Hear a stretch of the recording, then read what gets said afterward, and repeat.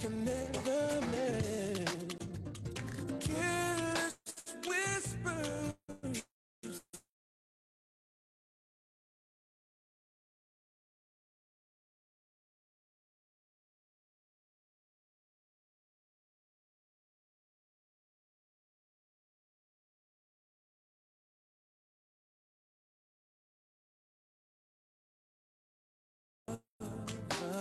Good, you're in sky. It's all I know. No, no, should've known better than to cheat a friend.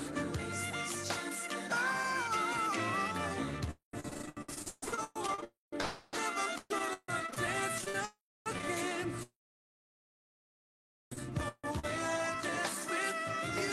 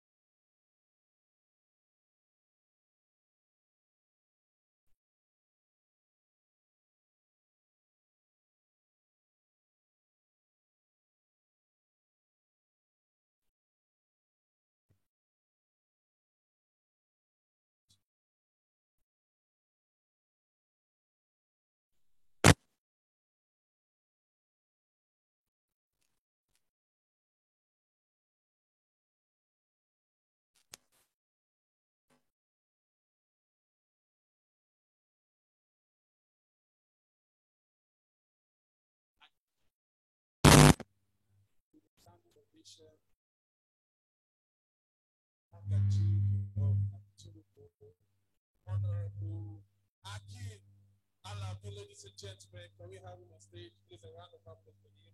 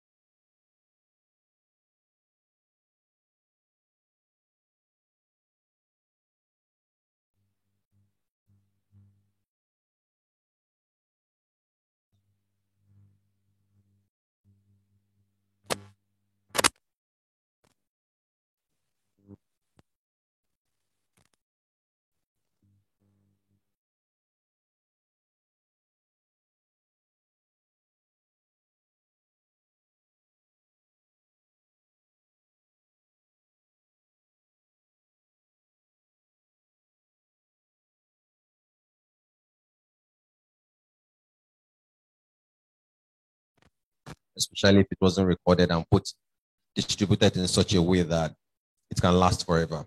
So I felt that if I write a book about my knowledge in business, I believe a lot of people benefit from it, because a lot of the things I know in business today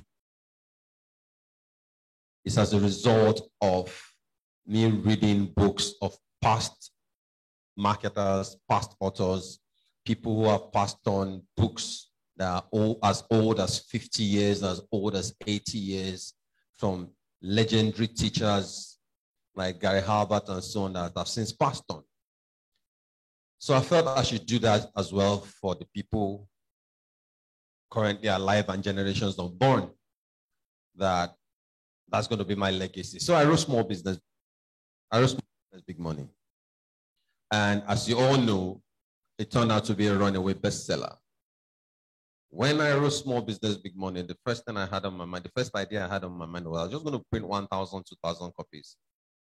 Whoever grabs that, that's fine. But because the demand kept increasing, because people were going crazy, like information before, we've never seen this kind of information before. This is wonderful, this is crazy. So we kept printing more and more copies, more and more copies. Then it got to a stage that the pirates took over. I'm sure you've seen the book in traffic, maybe be it in Lagos, be it in Abuja, everywhere. My book, Small Business Big Money, is in traffic. And I'm not upset. Even though we should fight piracy, but I take consolation in the fact that they are pirating it because the book is so good. Because the pirates are putting money in it and efforts in it because they want to make money. So I take consolation in the fact that it's because the book is so good and because a lot of people are asking for the book, and that's why it's being pirated. After the success of Small Business Big Money, people kept saying, what are you going to do next? We need another one from you. And I was lazy, I was busy, elections came up, I was busy with the campaign, got into the office, got busier than ever before. And it took me about 3 to 4 years to put this together. So I decided to write this, How to Sell to Nigerians. Because I know a lot of people are out there struggling with their small businesses. Because of the economic situation in the world right now, and especially in Nigeria, a lot of people have become emergency entrepreneurs.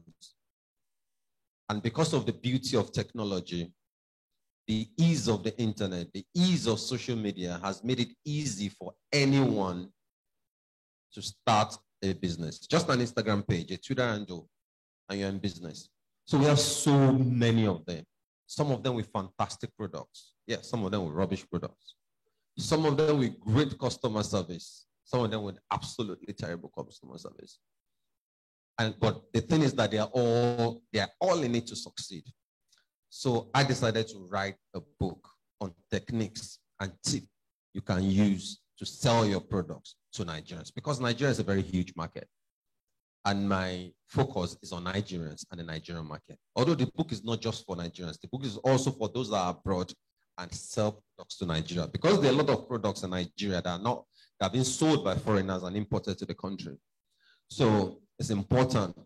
The Nigerian market is so huge. But I'm actually directing it to the young Nigerians who are struggling with their businesses, who are dissatisfied with the results they are getting from their small businesses.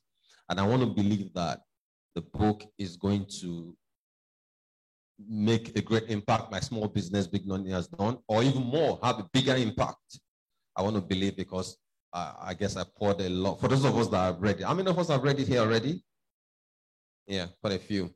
So, and I'm already hearing great impacts. We just put it on Amazon a couple of days ago, and I'm already seeing 5 stars. I already saw a comment that's already mind-blowing. A lot of people are loving it already. Sorry, I thank everyone that are supporting.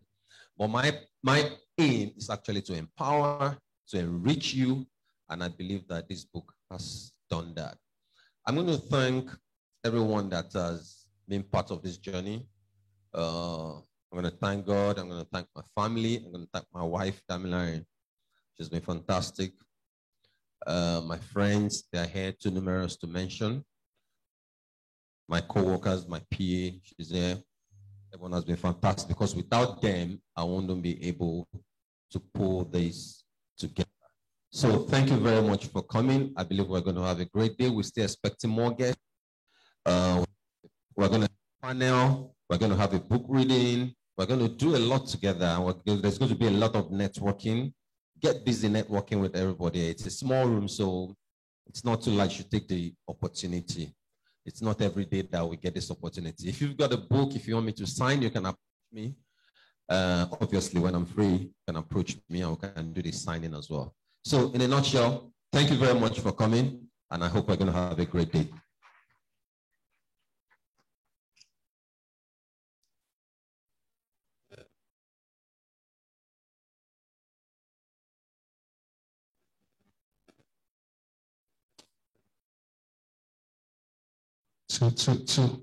Please, another round of applause for Miss Honorable Alabi.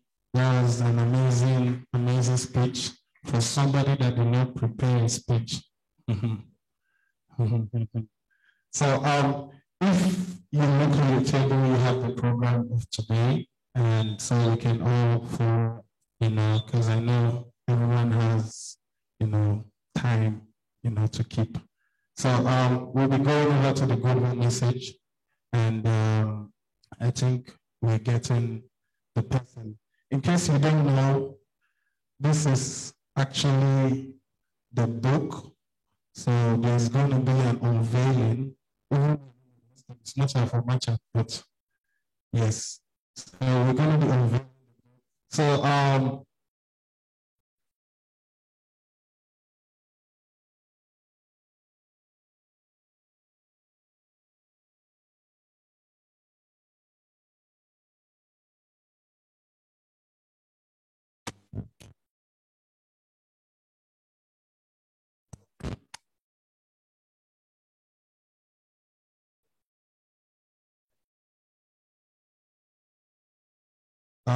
okay.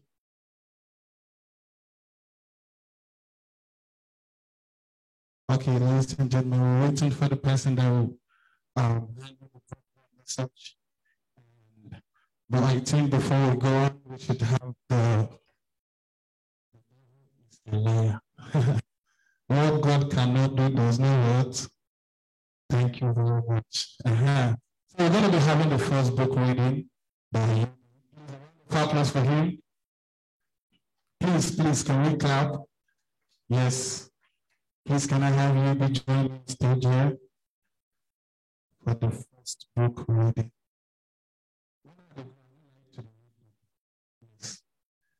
but pass. And if you ask me how I did do, I will ask my seatmate how he did do.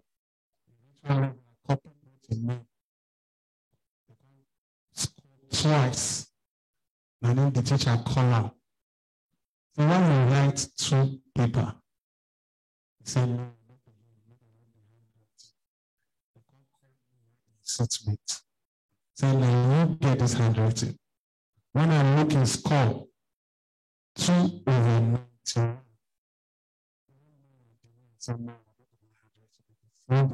Please, a round of applause for Mr. Yobi. Hello, everyone. Welcome to the book launch for How to Sell to Nigerians. I think it's amazing to be here. Thank you so much for coming. So I'm actually going to read chapter 6, and if you have the book, I guess it's kind of like Sunday service. If you have the book, you can turn to the page. How to Sell to Nigerians Using Influencers. My 10-year-old son has a YouTube channel. He disturbed his mother and I for a couple of years before we granted his request. He was excited to create one so he could post videos of himself playing his favorite video games on his computer. He went on to work harder on this page, told his classmates and everyone he came across about the page. After over a year, he was able to amass a grand total of 4 subscribers. His 7-year-old sister, who I think has a bad mouth like me, was not impressed. Anytime he went around boasting to everyone that he has a YouTube channel with 4 followers, his younger sister would quip in with a grin on her face and say, technically, you have only 3 subscribers because I am one of 4 subscribers. It's quite harsh. Anyway, last month, December of 2020, he made a video thanking his 4 subscribers for subscribing. He said he appreciates them and that he has an ambition. The ambition is that before the end of the month, he wants to have 10 subscribers. What an ambition that was. I found it funny, so I decided to talk about it on Twitter.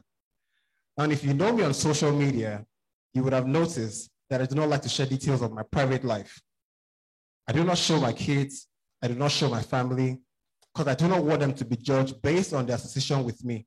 I want to keep my parents, siblings, the missus, and children away from social media issues. They can build their own on their own way. Whatever. I wanted to talk about my son's YouTube page for fun without revealing the page. I wasn't looking for subscribers for him. So I made a post about the video he made appreciating his 4 followers and how he was gunning for 10 followers. I did not put the link in the tweet. This was deliberate. I didn't want anyone to go there looking for him. I said to myself that without the link, they wouldn't be able to find him. His name on YouTube is not his real name. He named the channel after a cartoon character you would never guess. There is no Alabi in his name. His page does not follow mine. This would be a nice tweet, and at the same time, his identity would be protected. So I tweeted this. My son has a YouTube channel. He has 4 subscribers. He made a video today thanking the 4 subscribers. He says his aim is to have 10 subscribers. What kind of ambition is that? I sent that tweet at about 8:43 p.m. I stayed at the office for about another hour and went home. When I got home, my son and his sister, of course, were still awake. They were on holidays and their regular 8 p.m. bedtime was not being strictly enforced. I went to his room and jumped up, and he jumped up excitedly to tell me he had now had 280 subscribers. For someone who was excited about 4 followers, 3 according to sister, you can imagine how excited the kid was. I was pleasantly happy for him at the time. I did not think my tweet had anything to do with it. I felt the schoolmates, family, and friends that he sent the link to shared the link, and somehow it went a little bit viral. Now, by the next morning, his subscriber base had grown into over 1,000 subscribers. That was when I began to suspect that my tweet must be connected with a sudden rise in the subscription rate. So I went back to my tweet. Under the response, a lot of people were asked to post the link of the YouTube channel. I ignored. Then I saw that someone had gone ahead to post it. How the person found it, I'm not sure. He probably, or she probably went to my page, saw the channels I was subscribed to, looked for the one that looked like was being run by a kid, checked it out and saw the video where he was thanking his 4 subscribers. Others saw the video too and went to the page to subscribe. Within 48 hours, he was on 2,000 subscribers. He was excited. I was excited for him because in all honesty, I did not hope for this when I tweeted about him. But since it happened, we just had to take the positives and manage the negatives. I have to finish the story. Now I encourage him to make more videos, but now he's acting like an adult, seeking to make the perfect video. I told him to just be natural and make as many videos as possible, but his mother or I must review the videos before he posted. Another check I put in place was that the comments must be disabled. I'm not ready to expose him to the evil people who are out there looking to comment rubbish. Anyway, what's my point? Let's get back to it. How did a 10-year-old boy with 4 subscribers on his YouTube grow his subscription in less than 2 days to 2,000 subscribers? Now, from the story above, the answer is obvious. It is simply because of the help of an influencer. I think this is where I stop. Thank you very much.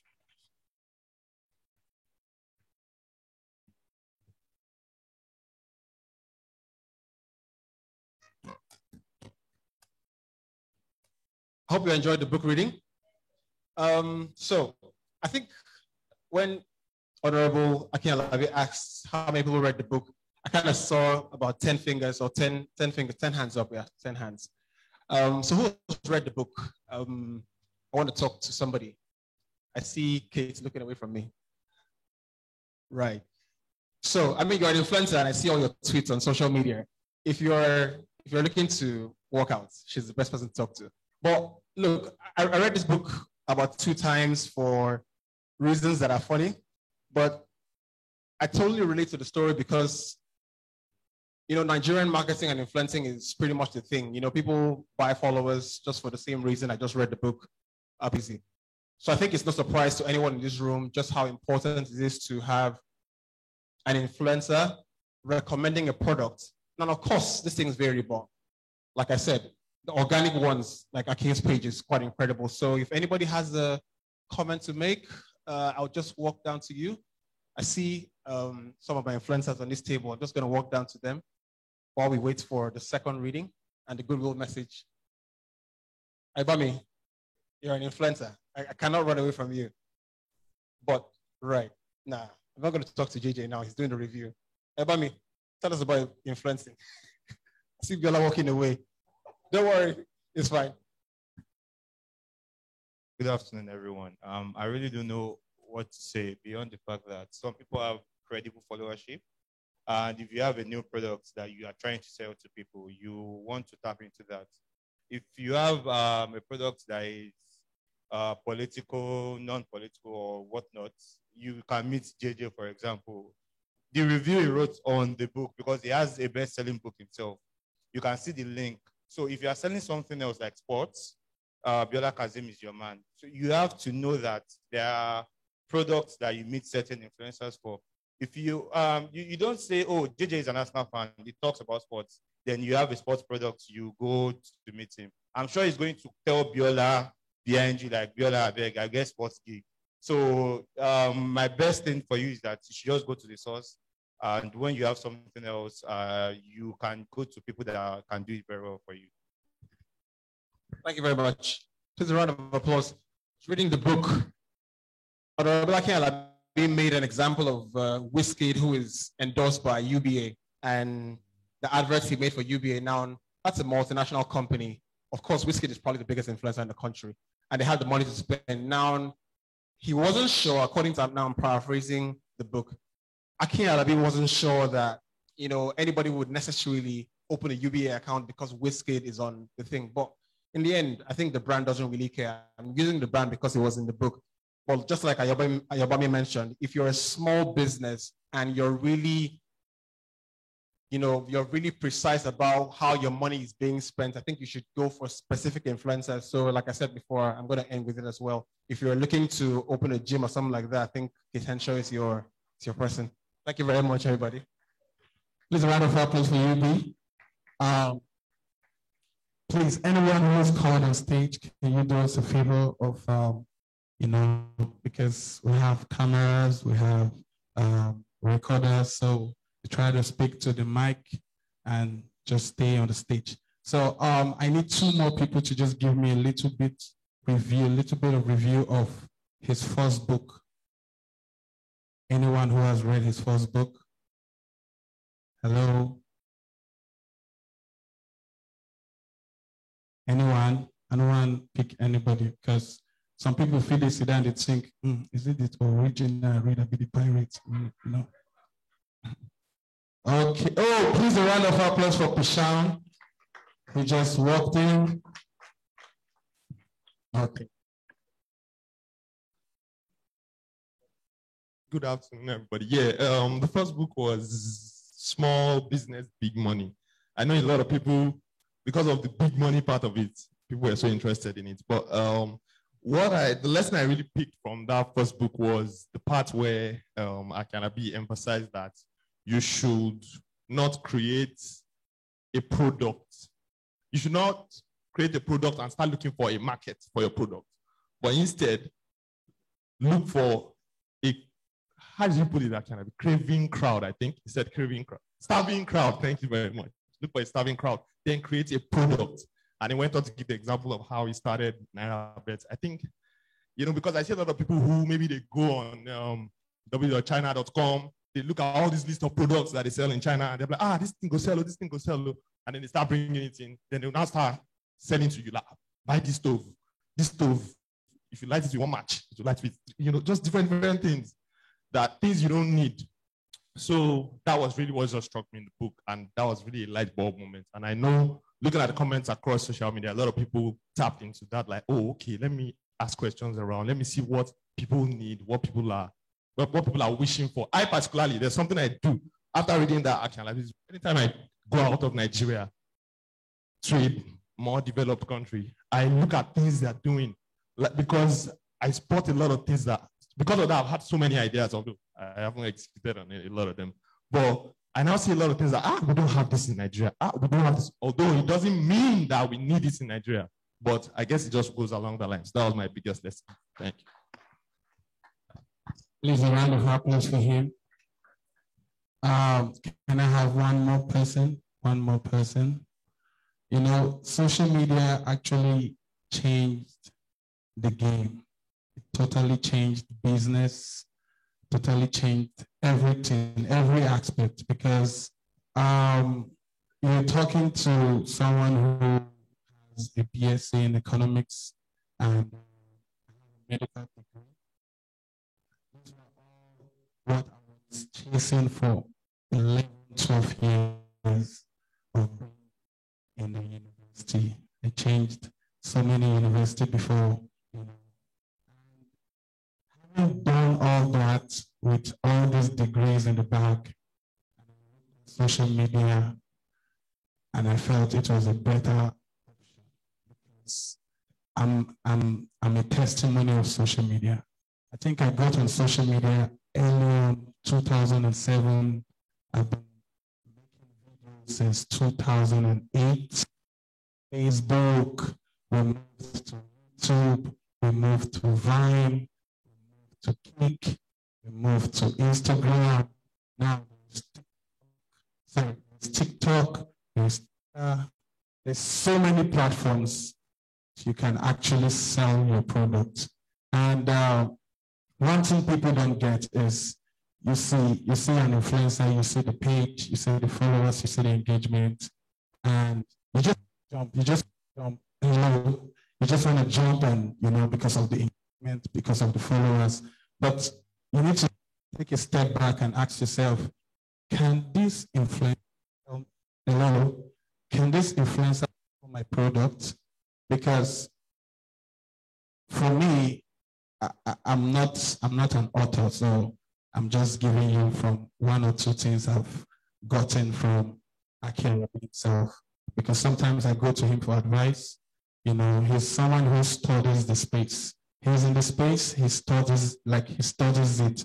And he told me Like not all influencers can sell your product. You need to pick one that goes in line with what you're trying to sell or the product you're trying to sell. So I don't know if you write this one for the book, but now waiting in tell me. So maybe the pirate copy I read it. So can I have one more person, please? One more person.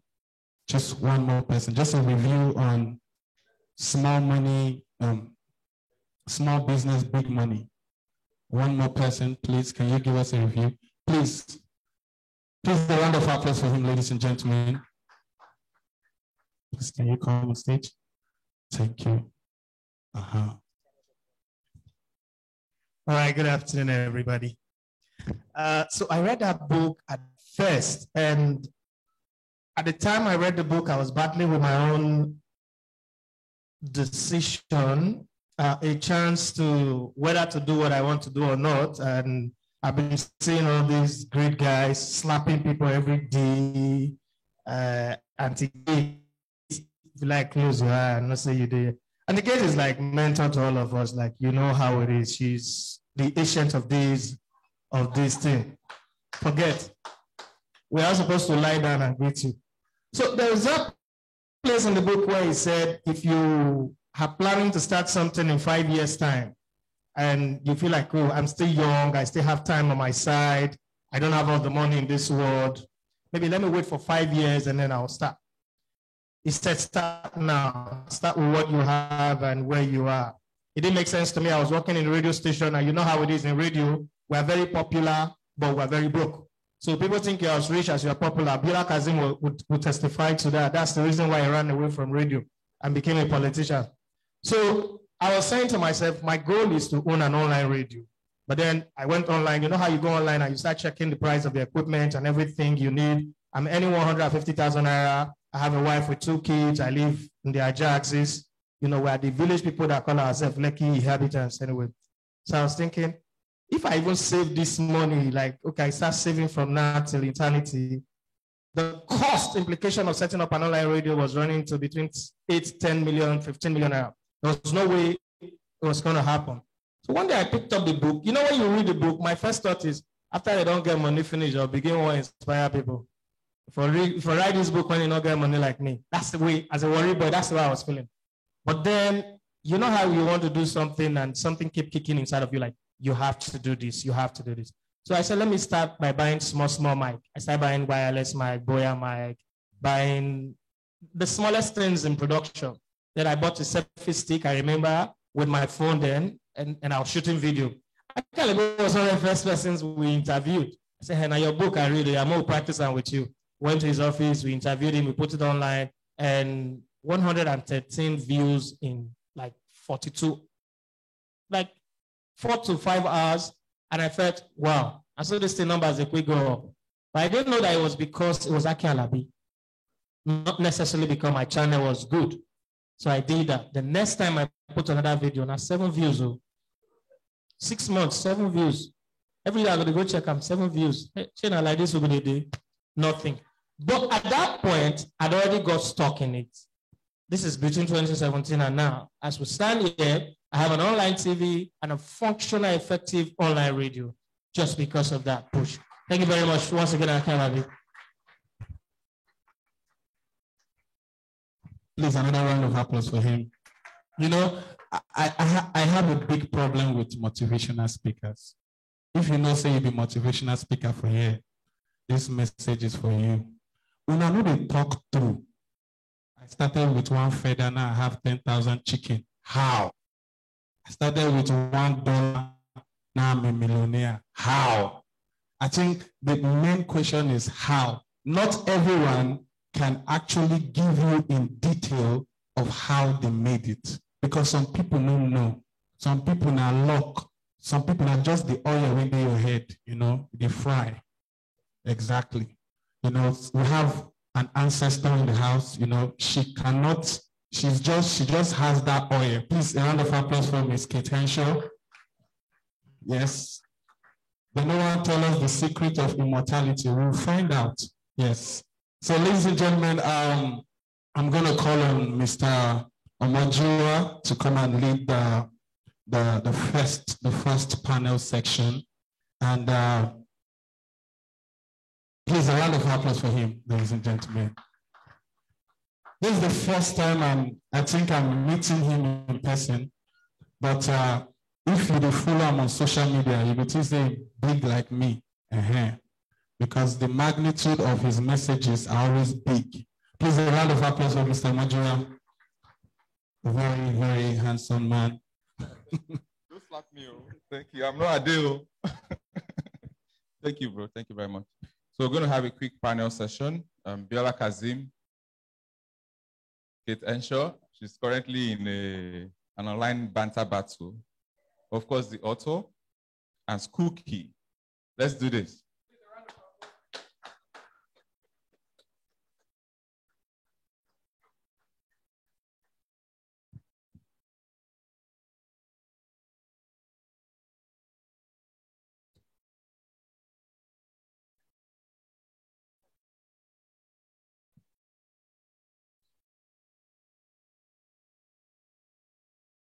Hello.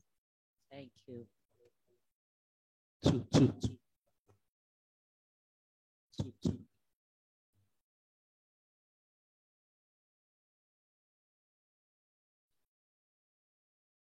Can we have Skooky on stage, please? Skooky. Please, a round of applause for him. Wonderful, wonderful.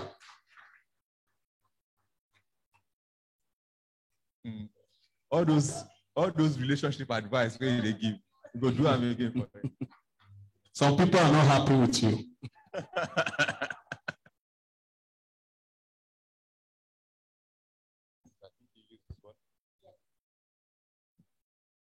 Thank you, everyone. Such a privilege to do this again. The first edition of our book launch was in Abuja.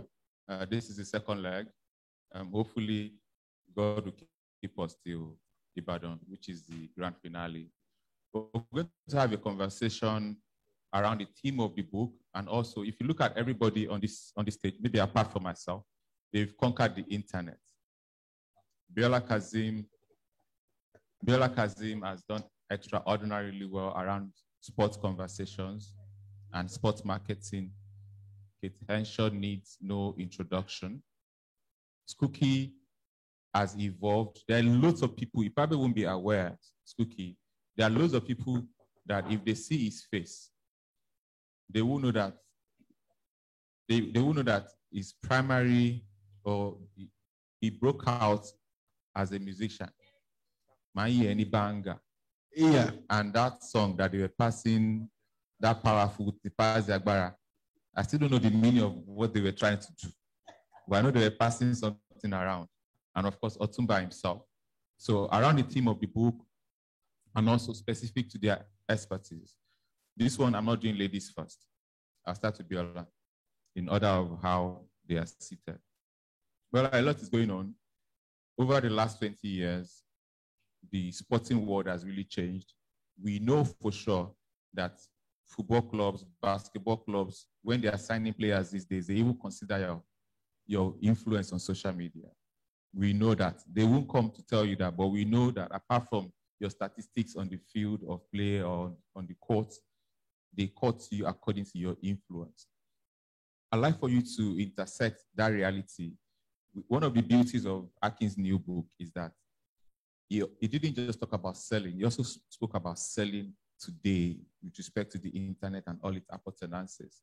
So I'd like for you to give us an understanding of what has changed since maybe USA 94, for instance, to this point. And you can do a little introduction of yourself for those that don't really know you. Okay, hello everyone. Good afternoon. Good to be here. And congratulations, Aki. Okay, hello everyone. Good afternoon. First of all, let me say congratulations to Aki. The first time he mentioned to me that I was going to write a second book was maybe around 2 years now. And he just mentioned that he has an idea of a new book to write. He wants to talk about how to sell to Nigerians. So I thought, wow, that's a brilliant idea, because the clarity in terms of focusing clearly on how to sell to Nigerians meant for me that a lot of people were able to connect to this, because as far as most of us are concerned, Nigeria is our primary constituency. Whatever it is that we eventually go on and sell to people outside. First of all, you have to sell to Nigerians, and how well you sell to Nigerians obviously will determine your bank balance. So helping lots and lots of Nigerian businesses understand the peculiarity of selling to Nigerians, I think is a wonderful theme to focus on. And again, I'll say congratulations to Aki. My name is Biola Kazim. I work in the intersection of sports media, marketing, and management.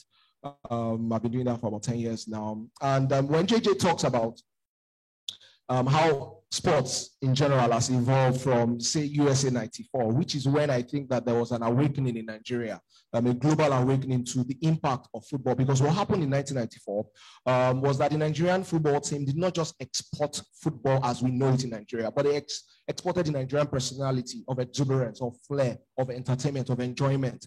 There was the Amokachi dance when we scored. There was the Yekini celebration, which is still iconic today.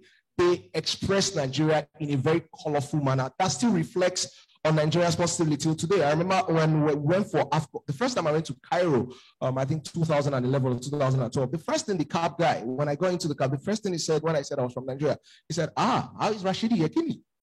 You know, and that struck me like, man, these boys have really, really traveled. So speaking to the global awakening of Nigeria on the global sports scene, what has happened between then and now is that football and sports in general has migrated from just being a social force now to a business and marketing force. To the extent, like JJ said, one of the consideration of football clubs, of sport entities, of athletes is how well you can sell. You can see individuals, for instance, like LeBron James, like Cristiano Ronaldo, having more followers than entire sports clubs. You can see the influence that they have and being able to sell across various demographics. I mean, some of them are global superstars to the extent that they can sell all across the world. I mean, when I mentioned LeBron, Messi, Ronaldo, Conor McGregor, all of these guys are people who are able to sell, you know, all across. So football, sports in general, has evolved from just being a social enterprise to a marketing business enterprise.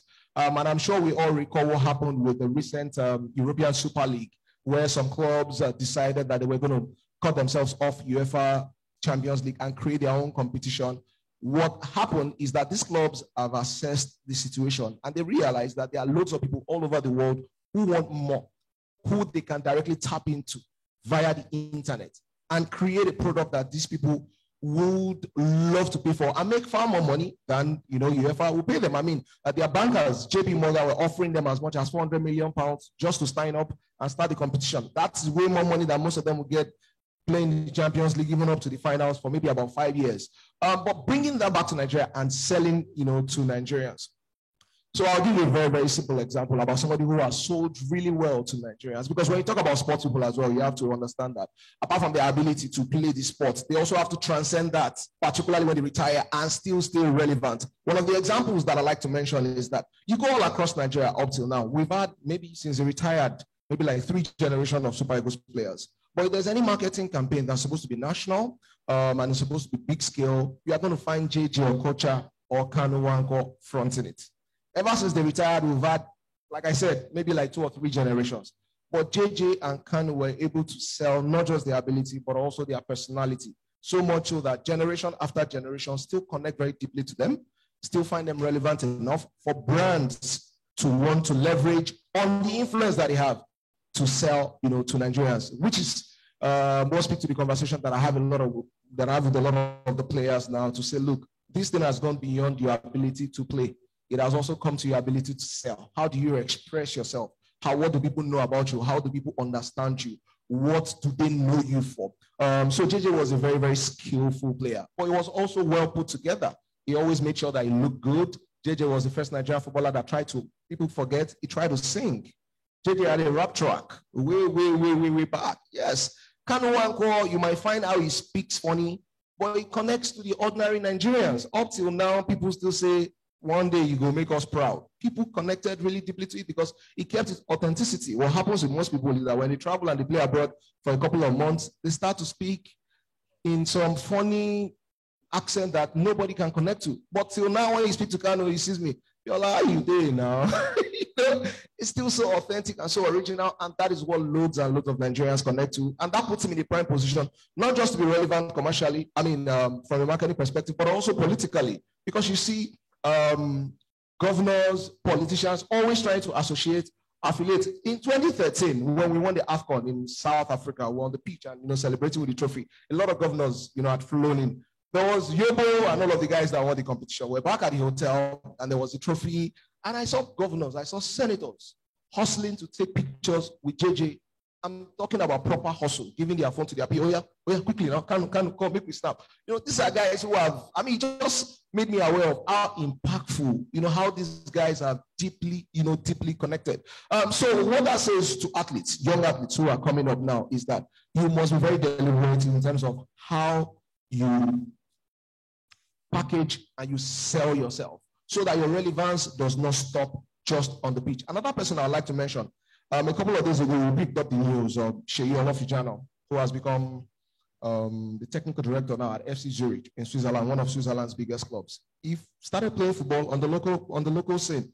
He was in Lautech, he played on the local front, then went to Europe, played for the Super Eagles. He was even one of our most popular players. But while he was in camp, he was very, you would know that this guy is studious. He was always reading books. Everybody knew that he was going to go in this direction. And then gradually, when he retired, he stayed in England. When the Nigerian team were going to play in England, he would do a lot of the logistics and all of that planning for them. And then gradually, he moved into the upper echelons at Wolverhampton Wanderers, became their director of loans and transfers. But he was very consistent in that his branding. He never tried to coach.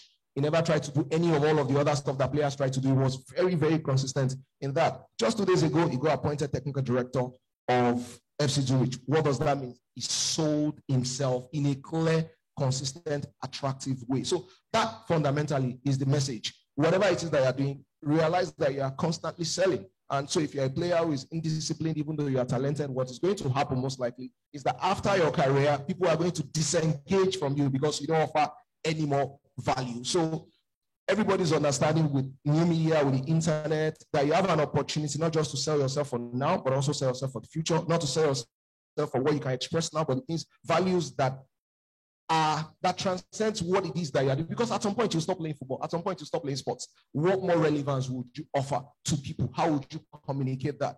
And I think that that's what we have seen in the evolution of people like David Beckham, who has gone from a player now to a club owner. He can act in movies. Up to now, he's fronting campaigns, even though he's retired many years. This is what we mean by selling yourself. And how you can sell yourself to Nigerians is very, very easy. Personally, I think that humor always sells. I think that for Nigerians, authenticity, people have to see you as approachable, as welcoming. Nigerians like the humility story, oh, he's very humble, oh, he's very accessible. And I think that that's what people like JJ, and if JJ comes to this hall, he's going to make sure he shakes hands with everybody, takes pictures of everybody. Oh, boy, how you doing now? Very, very welcoming, very approachable. He continues to stay relevant because he has sold himself very well.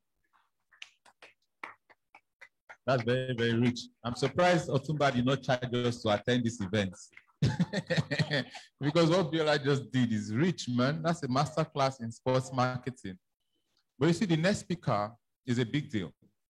There are few people in Nigeria across the different spectra of society, whether it's politics, whether it's business, whether it's sports, anything that you can say that they've been active across 4 decades. Kate Henshaw was active since the 90s, very active, top of the game in the 2000s, in the 2010s. Some of you forget, we've left 2010s, we're now in the 2020s. If this is making you feel old, you're actually old, right? But Kate Henshaw has been on our TV, on our screens over those 4 decades. When you hear 4 decades, you're thinking, thank you. When you hear 4 decades, you are thinking 40 years. No, it does not necessarily have to be 40 years because already you are calculating 40 and calculating our age. The point I'm making is different decades, like when you say 1990 to 1999, 2000, 2010, you know what I'm saying? So she's been active for 4 decades, takes the grace. Even globally, you probably pick Beyonce, Mariah Carey, and maybe 3 or 4 other people, Jay-Z. It's difficult, especially in the space that you play, not just still, because a lot of people are still doing what they're doing, but nobody even sees them for one reason or the other, but to be top of the game. But you see, your credibility for sitting on this seat right now is even beyond the iconic reality I just enumerated. is the fact that you've now also transited to an entirely new generation, this internet generation and all the other things that surround it. You'll be shocked to find out that there are people that know you for being a gym rat that may not be able to connect to you as a movie superstar. I'll give a short story before I hand you the mic. Mohit, Don Jazzy, The Band, One Day, and Almost Mohit, Ikechukwu, were coming out in 2017 at this Davido concert. Was it 2017? When Davido brought Mohit, was it 18? Thank you for that. 18, right? So they came out, and then those of you that are old will find the question very funny. A young kid, like 18-year-old kid, was like, Mom, who are these guys? I know Don Jazzy, but who are these guys? I'm like, oh, that's the band. They used to have it. They used to be in a label together. How about the other guy, the fat guy? Oh, that's One Day, blah, blah, blah. But like, no, I know the other one. It was in Wedding Party. So that's Ikechukwu. He was identified not as a rapper. He was identified as an actor. A complete transition of reality.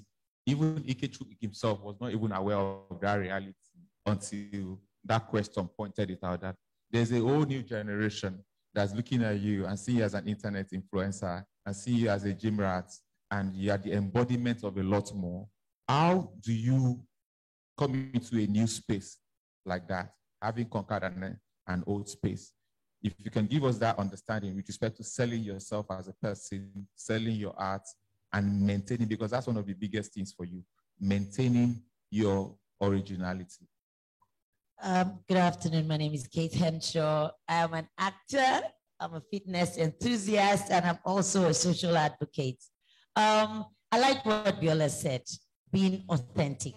It's very, very, very important. I know a lot of people might be carried away by, fast and furious, the fake, the slay, but authenticity outlasts all of that. All of that, so many years, and you will still have something about yourself that is you, to sell. And consistency. Consistency is a thing. Consistency is very hard for a lot of people to do. They try this, after a while they leave it, after a while they go on to something else. So how are then people supposed to latch onto you? What are you consistently speaking on? What are you consistently showing yourself to be?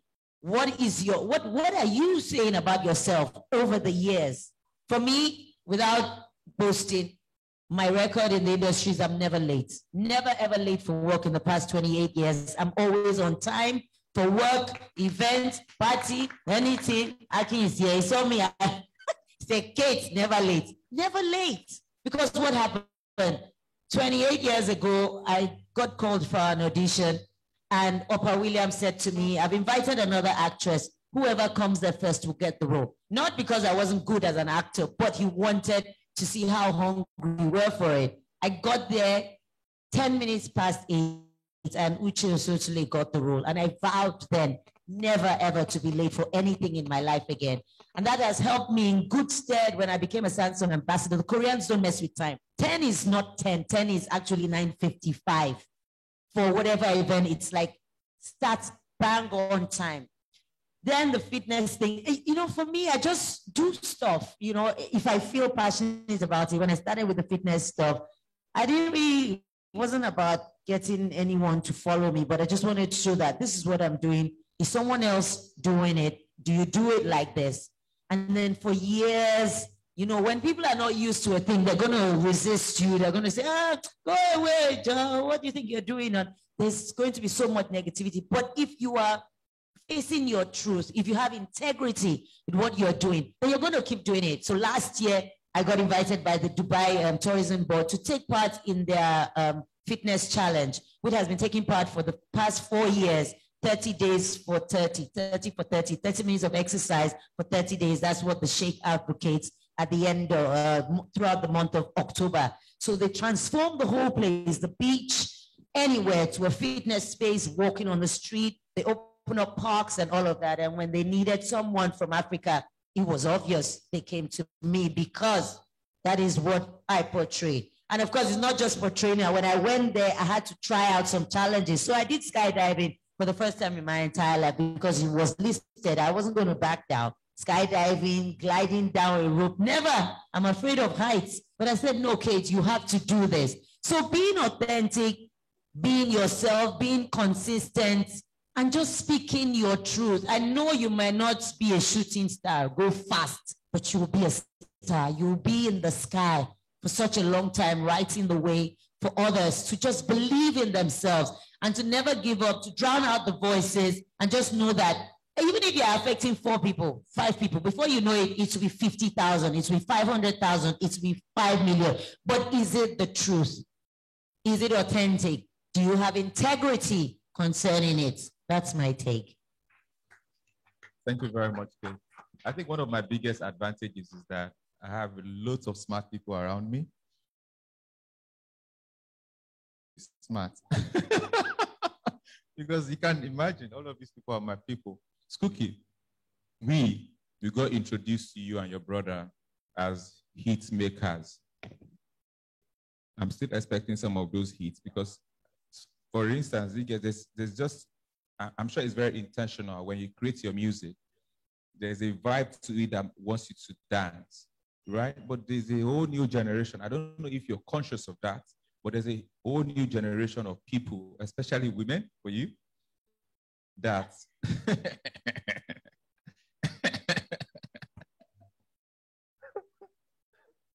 that know you as this guy that knows everything, what to say when it comes to relationships, what to do if your boyfriend does that, what to do if your girlfriend does that.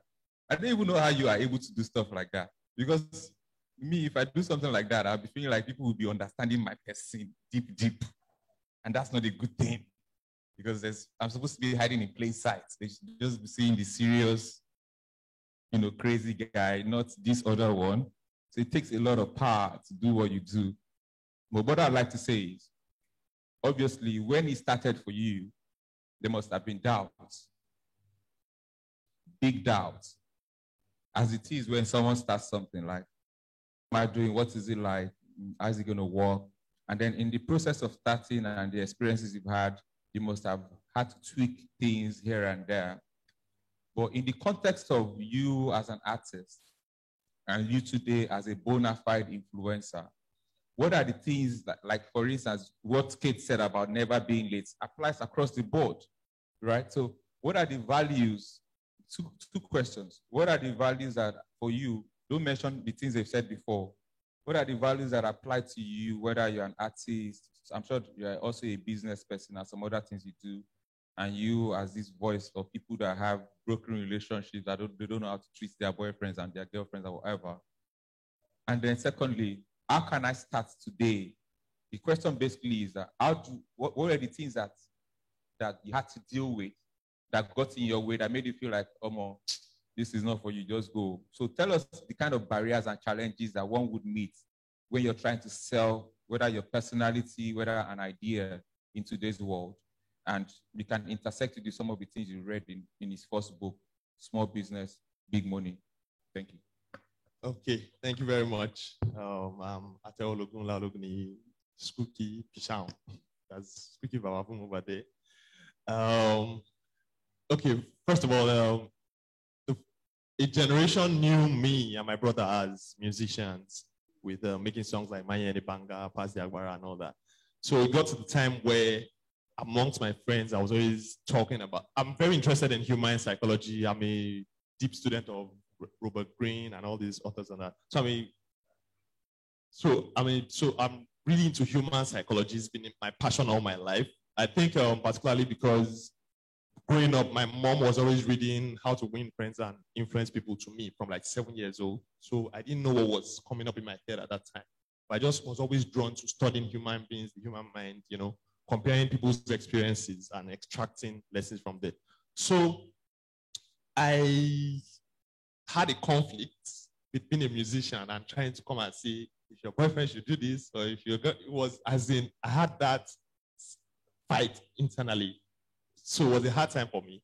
Aki Alabi told me that time that, yeah, making sense. I remember one day I was in his office, there was somebody there, and the person was like, oh, whatever you are planning to do is for people that don't have experience. So he was not telling the person that no, that is really human psychology that applies to everybody. Then Chris Clown one day was like, I think we're discussing something. I was like, why are you not putting this out there?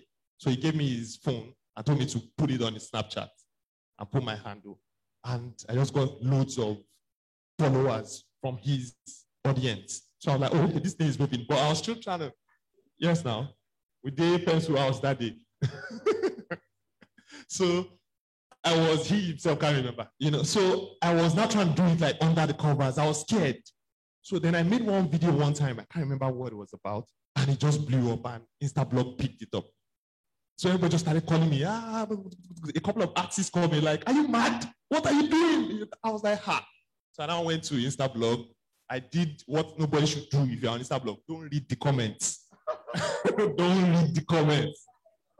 I went, and if there were 1,000 comments, 998 was abuse. Abuse, you die. Abuse. Maybe the remaining two were people selling recharge card or post enlargement. I didn't find one single positive comment. So I went to my room and I just curled up. I was just sad. I was like, I'm not going to do this. Like, I'm not going to do this. So I went to bed and I woke up the next day. This was, I think, the time we did pass the Akbara. So I woke up the next day and I had 18,000 new followers, despite the fact that all the comments I read were negative. And I didn't get all the ones you saw. All the ones I saw, exactly. But apparently I realized that people that wanted to speak positive, because they didn't see in that light, they didn't comment. There's also a bias that comes with you only seeing negative comments, but continue. Well, I agree with that. Big point. So I had 18,000 new followers. So I went to my DM and it was just another thing going on in there. So I was like, oh, okay, there's something here. So I started getting more confident. But I was still, the battle was now between me and me. I had a whole, like you said, true, what you said now, I was focusing on negative comments. So I had a lot of people cheering me on, but it was me, myself, fighting myself. So I just started putting out the videos. I started putting out more. And people started asking questions, oh, this. Then came the issue of being consistent. Now, when you start becoming a voice and you are answering people's questions, they start leaning on you. Kate said something else. She said you kind of said like let your light shine, then people also can tap into that. So people start leaning on you. So every day they are scrolling on a timeline hoping to see your post. So I started disappointing people. So people were complaining. That's when I now realized that, okay, I have to be consistent. I have to be on time. So if it's one post a week, let it be one a week. If it's one a day, it must be one a day. So I now had to start doing the whole consistency. Then I now wanted to write a book. Akalabi now told me again, he said, so I was now confused because I read a lot. So I was trying to sound like the authors I always read. Akalabi now told me that you are not, those authors, they did not write for Nigerians. They wrote for themselves. Some of them don't even know Nigeria exists. That's so you write for your people. Sound like you sound. Don't try and impress anybody with anything that you now alienate your audience. So that was a very important lesson. So I now apply that into my book. I know that Nigerians like gist. So if they pick up a book, and because our traditional educational system, anybody that did primary school in the 90s, we know that it was so rigid. So when you tell Nigerians read, that word alone scares them. So if they are reading, it better be something that's, like you're gisting them. So that's now how I now wrote my first book. And it was just me sounding exactly like I was sitting across the chair, talking to people. And I applied all that. And that has actually been one major thing that I think has allowed me to now become a voice in that space. And like you said, a lot of people now come. So sometimes when I make, not even sometimes, when I make my video, I put our music at the end, a spooky song at the end, still trying to push my music side. So people will be like, that song at the end is mad. Please, what song is that? By the time I just write spooky, they'll be like, what? You sing? Or maybe one time I put a throwback of a video or something. They'll be like, is this you? Oh, you're the one that sang that song. So that's a new audience, but then it's still being influential and making progress and our own stuff. Wow. This is actually very, very right? One of the reasons why I like to read books and also engage smart people and people that are getting things done in their spaces is that I like that refreshing thing that, you know, when you, those of you that did maths in school, which probably is everybody, you know, when you solve a maths problem you've been dealing with this morning, there is some hormones that just travel through your body of learning something new or that reassurance. And that's some of the things you just said. And that thing about negativity bias is actually very, very true. I would know because me, I've been getting abused on the internet since forever. Yeah, and I know it's also part of the business. Well, let me come to Otumba. So this morning when I was coming out, I wanted to wear agbada. I just sold a new agbada, sky blue. And I've been looking for a reason to wear that agbada. Then I now remember that this guy that I'm coming to his book launch, he won't wear agbada. He won't wear agbada. So I now decided not to wear agbada. I make that point because that not wearing agbada, it comes across in the way he writes. It comes across in the way he speaks. He wants to do it how he wants to do it. If you leave this man, he would have come here with trekkers, black jeans, and a t-shirt, right? There's value in that because when you read, if you've read, how many of you have not read, this is your opportunity to make heaven. This is the one opportunity, like golden chance. Finally, all these things you've been committing, this is your chance because that angel is passing. How many of you have not read Small Business, Big Money? You have not read it. How many? You've not read it. Please, can you hear me count the people that have not read it? Small Business, Big Money. How many? The window for open. Why is the thing going up now? I wanted to buy for everybody. It was not passing my budget. To buy for the people that, because it was like 5, well, okay, 25,000. Okay, please, the people that have not read it, let me get copies for them. The people that raise their hands, because that's the heaven I was talking about, not the Bible one. Let me give it to them. If you've read the book, let me get the book and give to them. Yeah. The clapper is the applause. Is it for them or for me? Yeah, because it's me, it's money I want, not applause. If you've read Small Business, Big Money, one of the things you appreciate in the book is that there was no attempt by the author to play, you know, in football, when somebody is playing to the gallery, you know, there was nothing, like it was to just go and smash. When I say smash, I mean score, like hit the points, not the conversation, school kids conversation. It was to just go and strike at the point. Where he had to speak in pidgin, he would speak in pidgin. Where he had to go is local dialect. I don't want to say local dialect because every dialect is local to their location anyway. The originality comes across. And that's one of the beauties of reading a book by Otumba. I've read the second book. I'm going to, of course, review it later. One of the best authors you will read anywhere in the world is this person. And one of the reasons is because he's not just an author. When I was in uni, by the way, I'm not just a moderator, I'm also a speaker. So if you think I'm speaking too much, the fault is yours. I'm also a speaker. When I was in uni, I wanted to write a book. I called it The Theory of You. Teach people how to succeed in life. I finished that book. I still have the book. I finished it. It was during an ASU strike. When it was not time to publish the book, I was like, but me, I have not even succeeded in life. What credibility? What credibility do I have to release this book? Because obviously the things I was writing about were the things I had read. So that's one of the beauties of listening to someone like him. This is not even just about something that he has read or listening to people talk about. This is his life. This is who he is. He's one of the best sellers you ever meet. And he has sold many things. He has sold himself. He has sold music. He has sold people. He has sold politics. And the fact that you're here is because he sells intuitively and automatically. Okay, still writing, so I have to continue talking. Okay.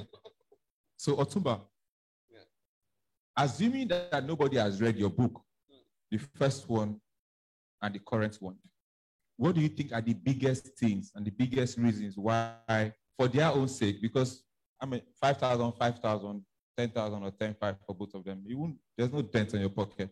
But what do you think are the biggest reasons why, even if I'm not directly selling something, I should read your book? That's a huge one. Thank you. Good afternoon once again, because I think I said good afternoon when I did my welcome address earlier. I think a couple of things.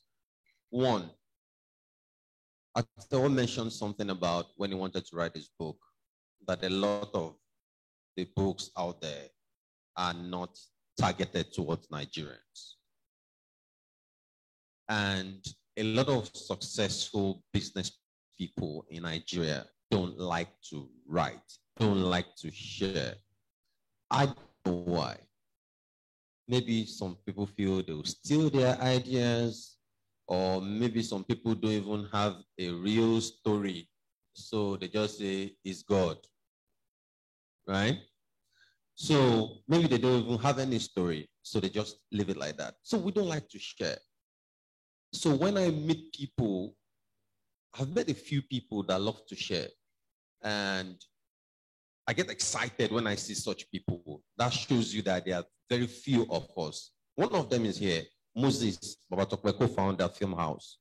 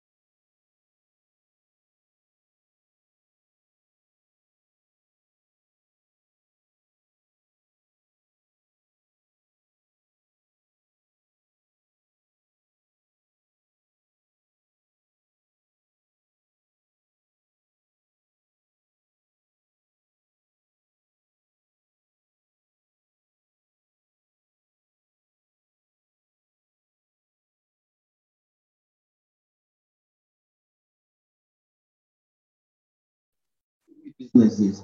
That's the way life journey is. It's guaranteed if you can follow some principles. It's not easy, but it's simple. So I've taken it upon myself to share this knowledge.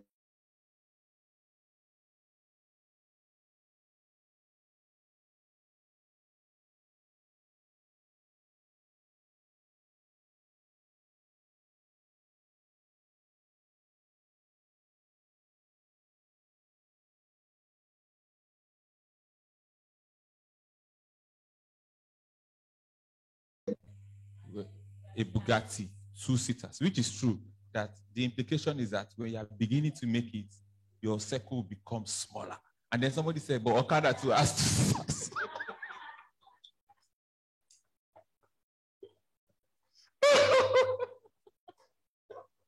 Please we see on that Twitter. Nigerians are the maddest people in the world. And I'm not saying it because I'm a Nigerian, right?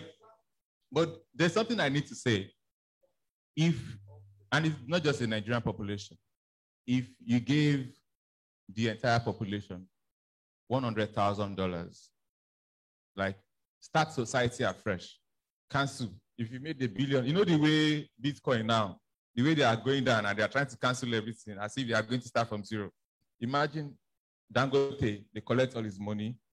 They collect all of Otumba's money. They said you left sports radio because now you are making money in other things. So they collect those money, collect our money. Everybody back to zero.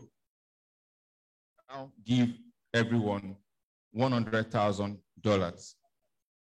I assure you, this is tested. I assure you, after 6 months, you know, in that situation, $100,000, everybody they have enough to become rich in 6 months.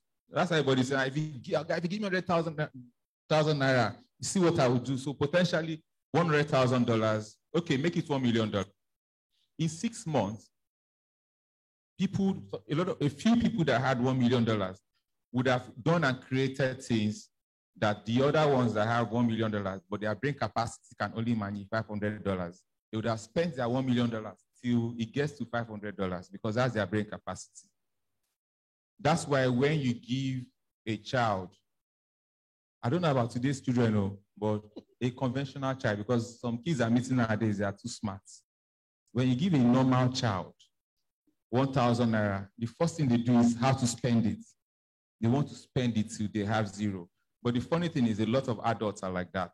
When you give them money that is beyond their brain capacity, look at conventional Yahoo boys. When they hit, the first thing they do, they buy a car.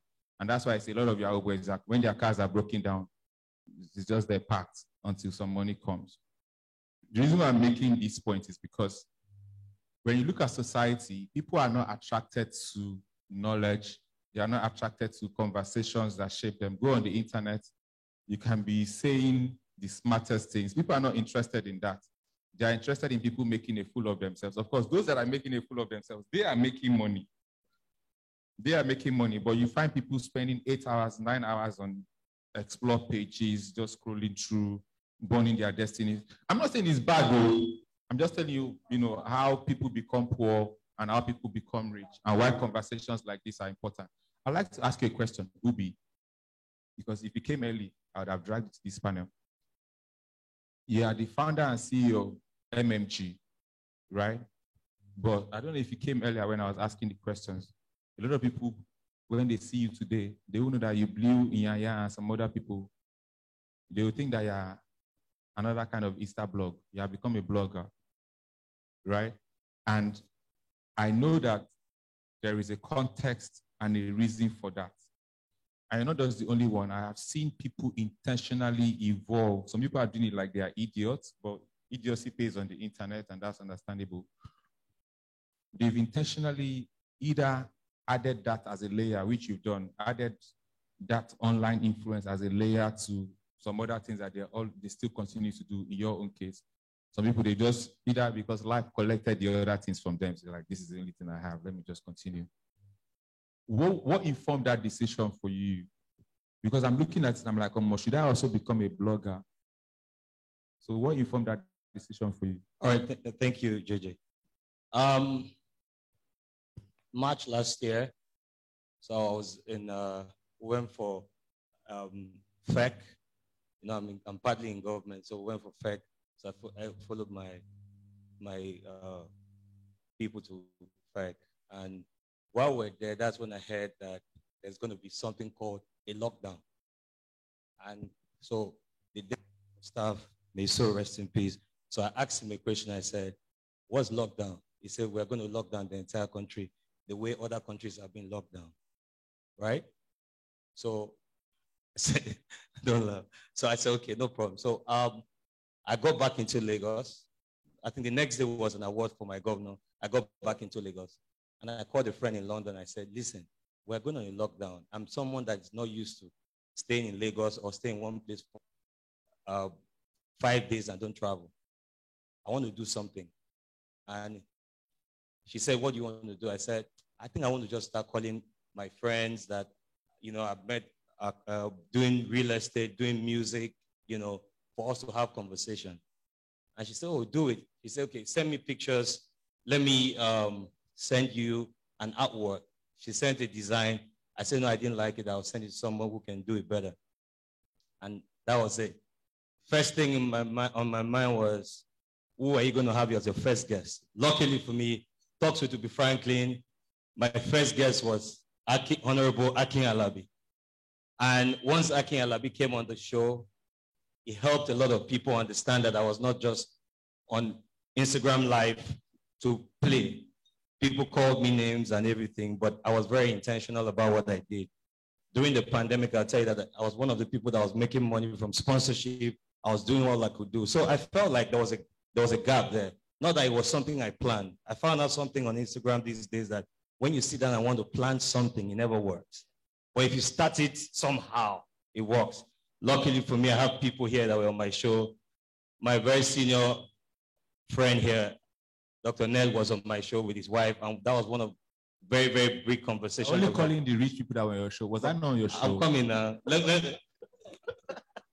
JJ, I won't get a lot first now. You understand? Then we'll go share. JJ also was on my show, and it was in London at the time. It was a very, very beautiful conversation. And trust me, that period got me into a lot of rooms, right? So when they opened up and we started going out, something told me, say, you know what? Turn these around. Just start posting things because people already know that you're doing this. I started posting stuff, started getting adverts. So I can tell you that in the last 1 year, I've never taken cover from my pocket to pay for bills like diesel, for my house, my car, you know, buy gas for my car. JJ, leave me. And it's been great. So though some people felt from the beginning was, oh, what's this guy doing? And what I'll say to end this is, it's okay for people to say, what is it doing? If we are intentional about what you try to do, shame not they catch me again for this life, because shame not they pay bills. For us that are legit on the street, hustling every day, you know, it's very important. So thank you so much for giving me the mic. Thank you so much, Ubi, man. I respect your hustle across the board. There's a Japanese saying, I can't say it in Japanese because I can't say beyond arigato and konnichiwa, but so I'll say it in English, that says that it is the nail that stands out that gets hammered. It's not because I went to Japan, I saw it in a movie. It is the nail that stands out that gets hammered. And that matters to me because when you start to get pressured from all sides, when people start to tackle you, come in here and there, negativity bias makes you think that people hate you, which is true, actually, they hate you. But the truth of the matter is, if you paid attention, you'd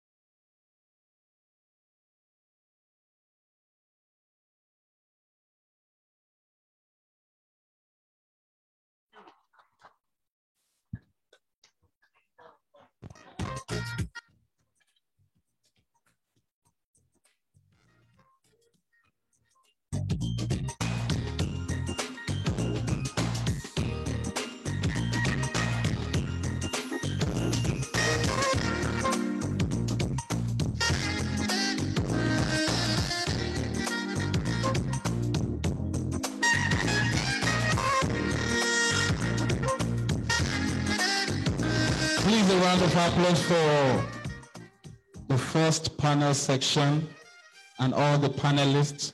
Please, a round of applause for them, ladies and gentlemen.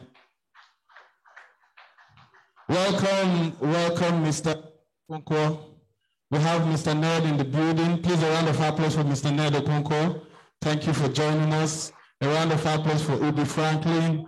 And we have a lot of other amazing people in the house. And I think this is the time for the second book reading. So without wasting much of your time, can I have Tiwa Alagbe on stage, please? Please, a round of applause for the beautiful Tiwa in the building.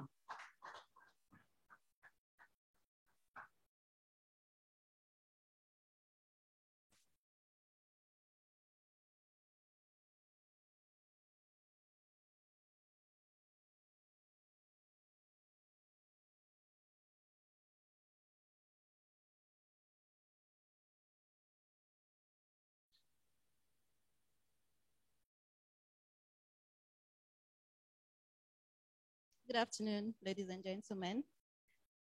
So please oblige me. I'll be taking you through a few pages of the book, and I'll be taking it from page 105. Many of your potential customers are rude and aggressive. So a few years back, I was on a Delta flight from Atlanta, USA to Lagos, Nigeria. I got talking to a flight attendant, and she talked a lot about Nigerians because she frequents the Atlanta-Lagos route. By virtue of this, she spends about 50 days in Nigeria a year.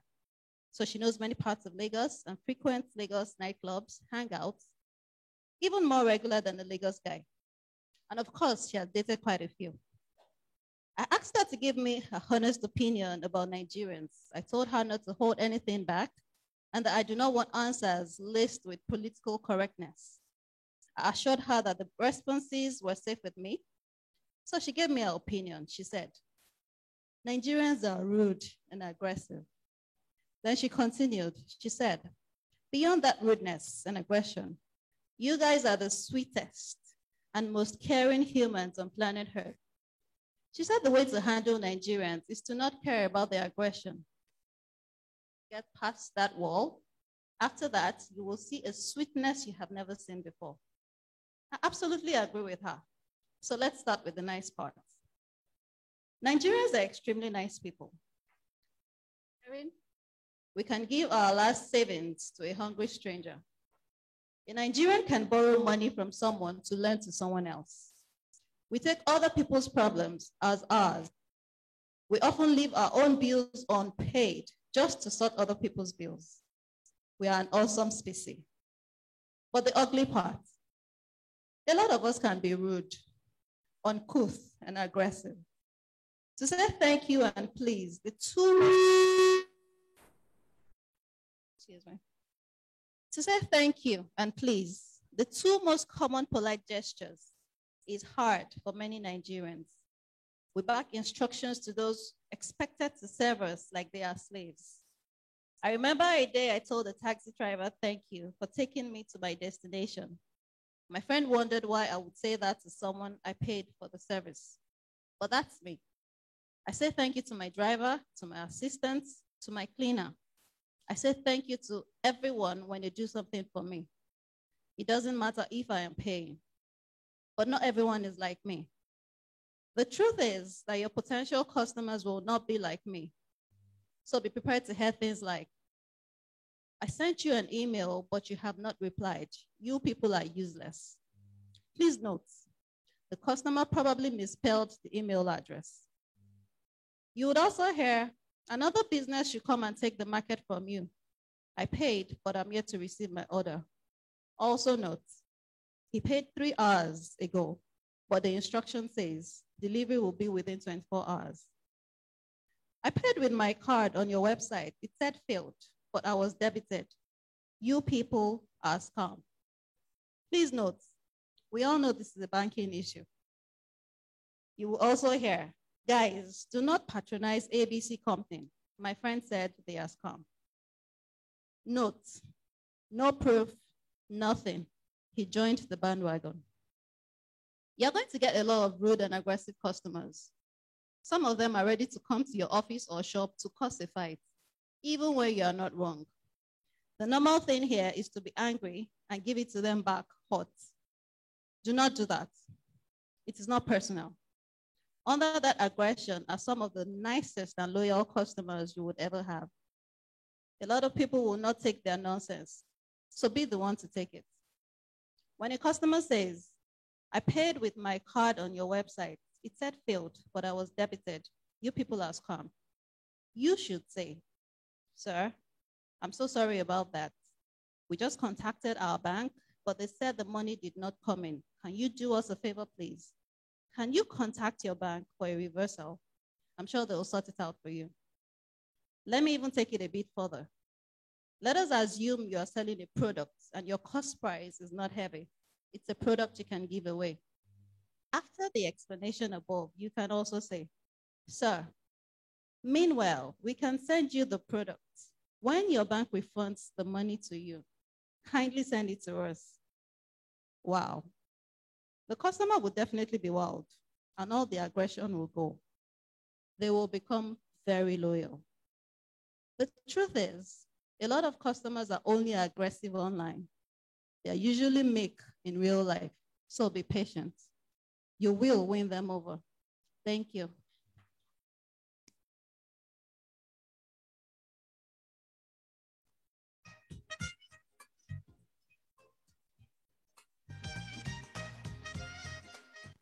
Please, another round of applause for Ms. Tiwa. That was an amazing book reading. The next thing on my program is the goodwill message. Please, with a round of applause, ladies and gentlemen, let's welcome the Executive Chairman, Lagos State Sports Commission, Mr. Shola Aibiku. Please, a round of applause for him.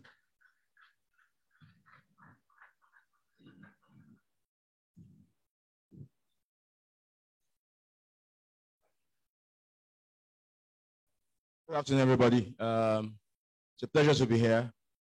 It's not very often that you're invited to book launches. It's usually sports matters, inter-house sports and stuff like that. And things to do with nation building and all that. But what people don't usually realize is that this is at the core of nation building. Because I think I heard one of the panelists say just soon after I got here that people don't read. And when people don't read, then people don't expand their minds. And when they don't expand their minds, then you have people, a nation that's full of visionless or minimal vision people. And that's not what we want. That's not what anyone desires. Because even when you're trying to exchange your visions with anybody else, then it gets difficult because the people you're talking with don't even have the capacity to absorb and then translate your vision into what it is that, their vision to what it is that you expect or you want. But having said that, it's clear to see that selling is so important. But there's a story before selling. What did you do before you sold or started selling? Because in everyday life, we sell all the time. I'm here, I'm selling. It might be my English, it might be my countenance, it might be the vision I have in my mind, it might be whatever it is, but you want to sell something. And as you sell, the question you ask yourself is, what's the value you're trying to project? What's the impact you're trying to make? And if you can't make that impact or sell that value, then you can't sell at all. And it's not really about money because you can sell so much value without talking about money. And that's what Akin has already done. The simplicity of his communication, the tenacity of his message, and the availability that he represents is something that people really can't replicate and something we don't see very much in Nigerian society. People, I mean, I'm one of the few, maybe not few, but I'm on social media quite a lot. And I see the kind of interactions and exchanges that take place there. But somehow, the people who manage to soar above all that are people who are simple in their messaging and have a clear message to sell or to pass across. And that's what he has been able to do. The thing is, in trying to prepare yourself to sell, and developing that product or service, what have you done? How deep have you gone? What have you accomplished that is worth selling? What value can you pass across to people that will pick up your book? And how much time do you even have to get across to those people? And those are the kind of values I see in how to sell to Nigerians. In fact, I had a mini selling experience, or sorry, mini lesson from Akin on this matter. I remember when he was designing the cover of the book and he let it out to the public to design the cover. And I engaged him one-on-one on DM via Twitter that, look, why are you doing this, that? And he gave me a very quick education on that, which Biola Kazim had already started teaching me about, because, many of us think that it's by remaining humble that you sell. No lie. You have to make sure you pass your vision across, and there must be a clear, defined, intentional way of doing so. And in that short message, or that short exchange that we had, I got the message and stepped up on different things, which I'm sure if we start highlighting, we'll see. Having said that, I'm not here to talk too much, but to tell all of us that simple communication is key to sharing ideals. And I remember the name of my first, I think my first sports company that I created was called Sell Sports, S-E-L Sports. And what was I trying to say? Simply, I'm selling sport. So anywhere the company's name was mentioned, they knew what you stood for. And that's exactly what Akin represents. I defined him to someone just before I came on here that to me is one of those people that you meet that doesn't lose the core of who he is, the substance of what he represents, and the power in the message that he passes across.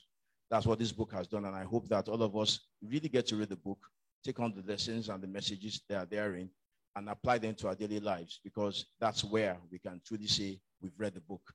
I'll definitely get a few copies for myself, my family, for the Sports Commission, because we have Nigerians who may even have some value, but don't even know how to sell their value. And I think this will help them. So I thank you for the opportunity, Akin. I thank you for the opportunity for bringing me here.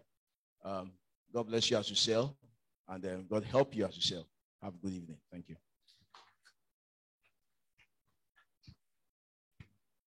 Thank you, Mr. Shola Ayebegu.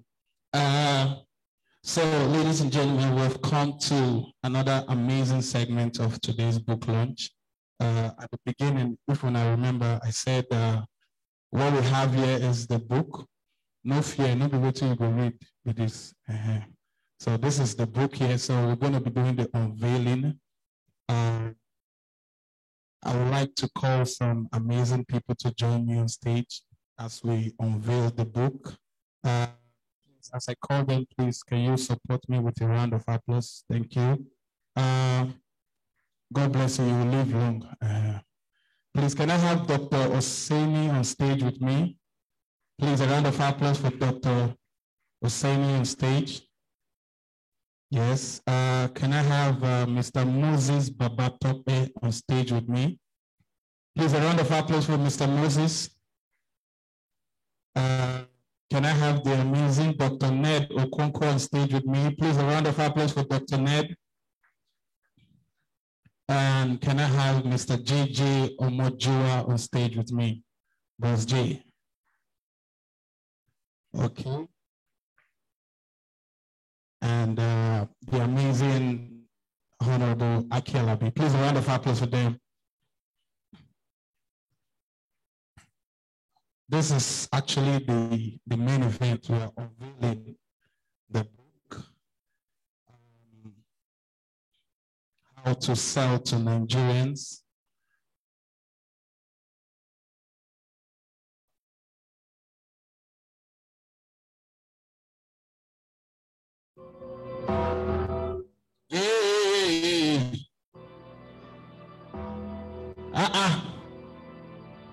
No.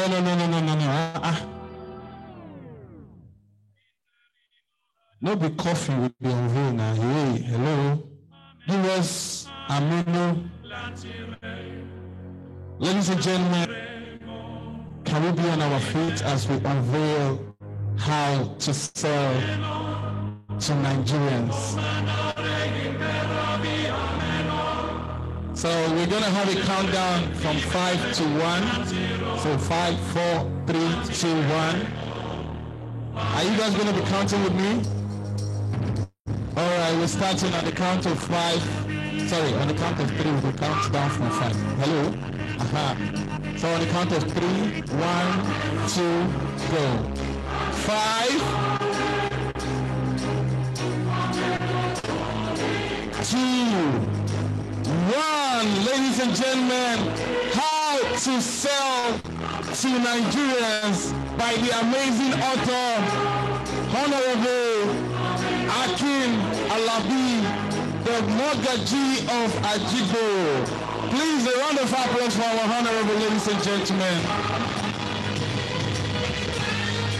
Please, can I have one of the ushers come help me with this part? Yes. You know, so when they play this song for club, we will say, yes. All right, listen, DJ. All right, see, they say better soup na money killer. You understand? So this is the soup. Waiting remain. So we're gonna show our whole support. We all came out here to support the Honorable Aki Alabi on his launching of his book. So I'm gonna start with the people I have on stage here on launching the book. So I'm gonna start with all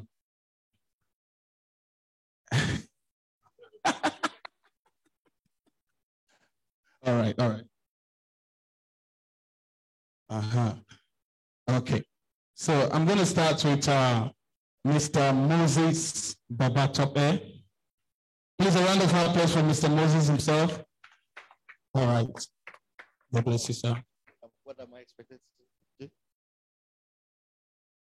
Okay. It's great to be here. Thanks to Aki, I won't make any speeches, but I would like to support with 500,000. Please, a round of applause for.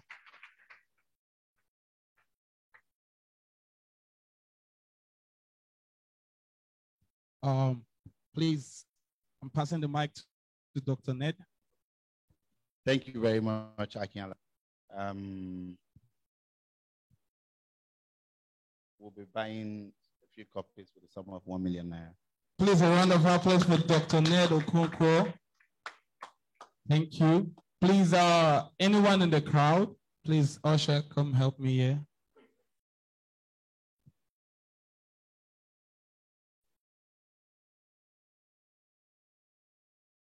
Hello.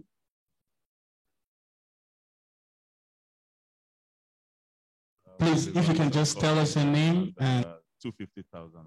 please, a round of applause for our brother there. Okay, thank you very much.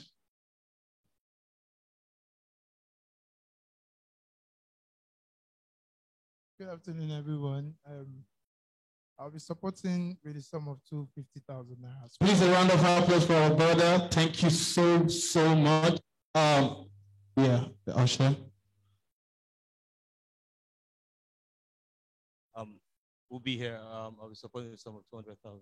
Please, a round of applause for Ubi Franklin. Thank you so much.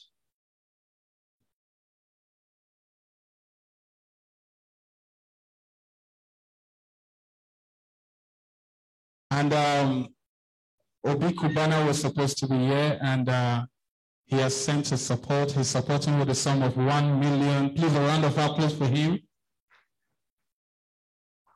We are supporting with 1,000 euros. Please, a round of applause for our beautiful sister who's supporting with 1,000 euros. Yes. We will sell the book for Amazon too, so we buy them in foreign currencies over there. God bless you. DJ, play this Amino. Yes. Baby me.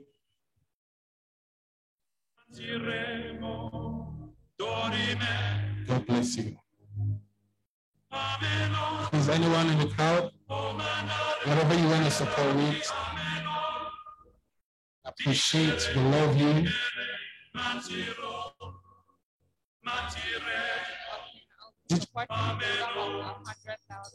Please, a round of applause for our beautiful sister dear. She's supporting with the sum of 100,000 naira. I'll be supporting 300,000. Please, a round for our beautiful sister. She's supporting with a sum of 300,000. Oh, sorry, no verse. Apologies. My glasses, I don't see the amounts well. Sorry.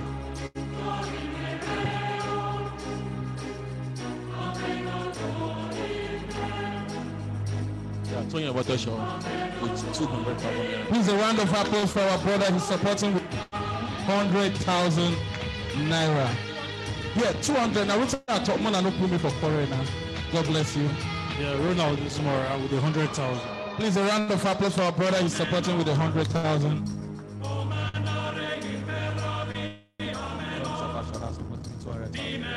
Our brother here is supporting with 200,000. Please, a round of applause for him.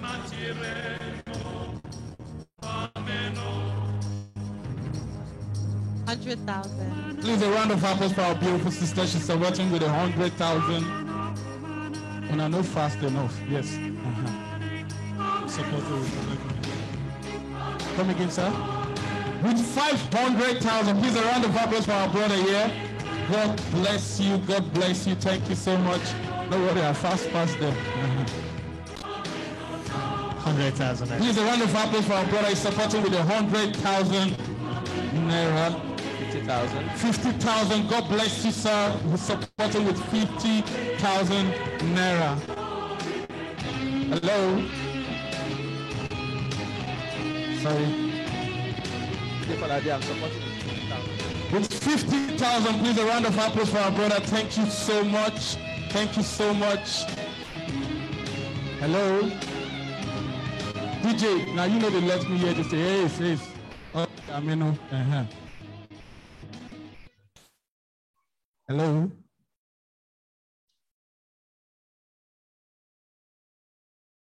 Hello? Okay, DJ, play me. Better send a way to make that. Hello? Yes, thank you. .com. Wonderful. You call me?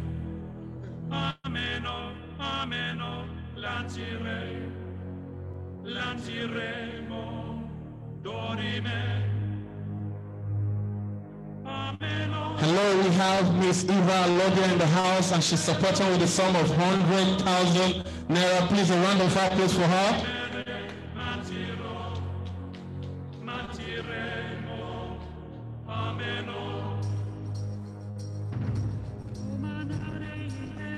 Our amazing brother here is supporting with a sum of 50,000 naira. Please,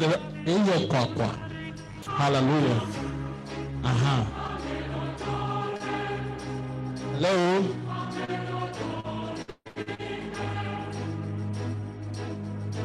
Hello.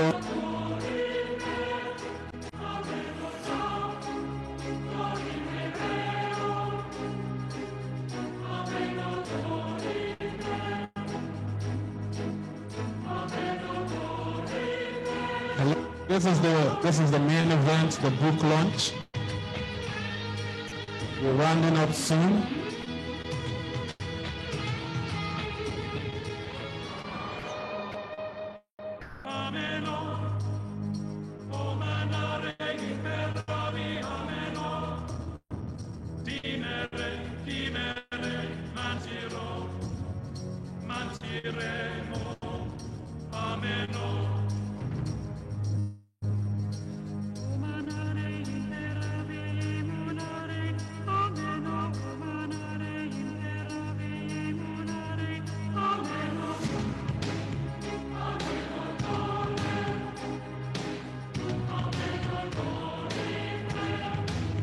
Some people wear masks, cover their face. I know you. I know how you look.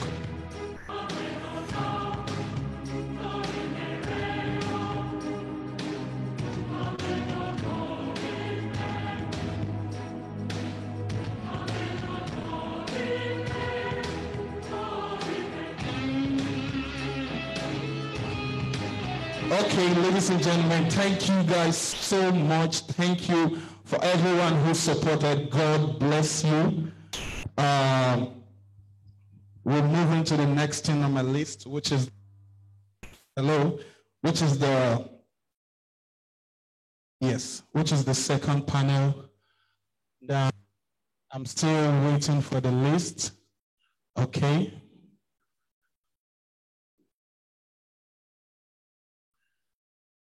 Okay, I have the list. Please, with a round of applause, ladies and gentlemen, can I have Mr. Moses Babatope on stage with me? Please, a round of applause for Mr. Moses.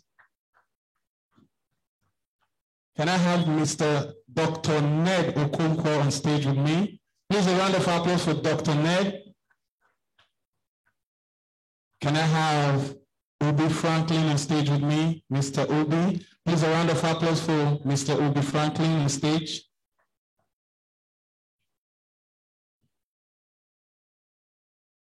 Thank you. The first panelist, amazing, and it's good to listen to people who are making it big, and we'll learn from them. Yes. If seats remain, I think sit down for the, okay. And the last panelist, please, with a round of applause, can we welcome Miss Eva Alodia on stage with me? Please, a round of applause for her. So good to see you, finally. God bless you. Please, Mr. JJ, come and do your thing.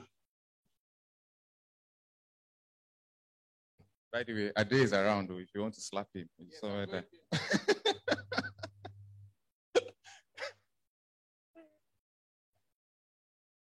Sorry, Chris, wait.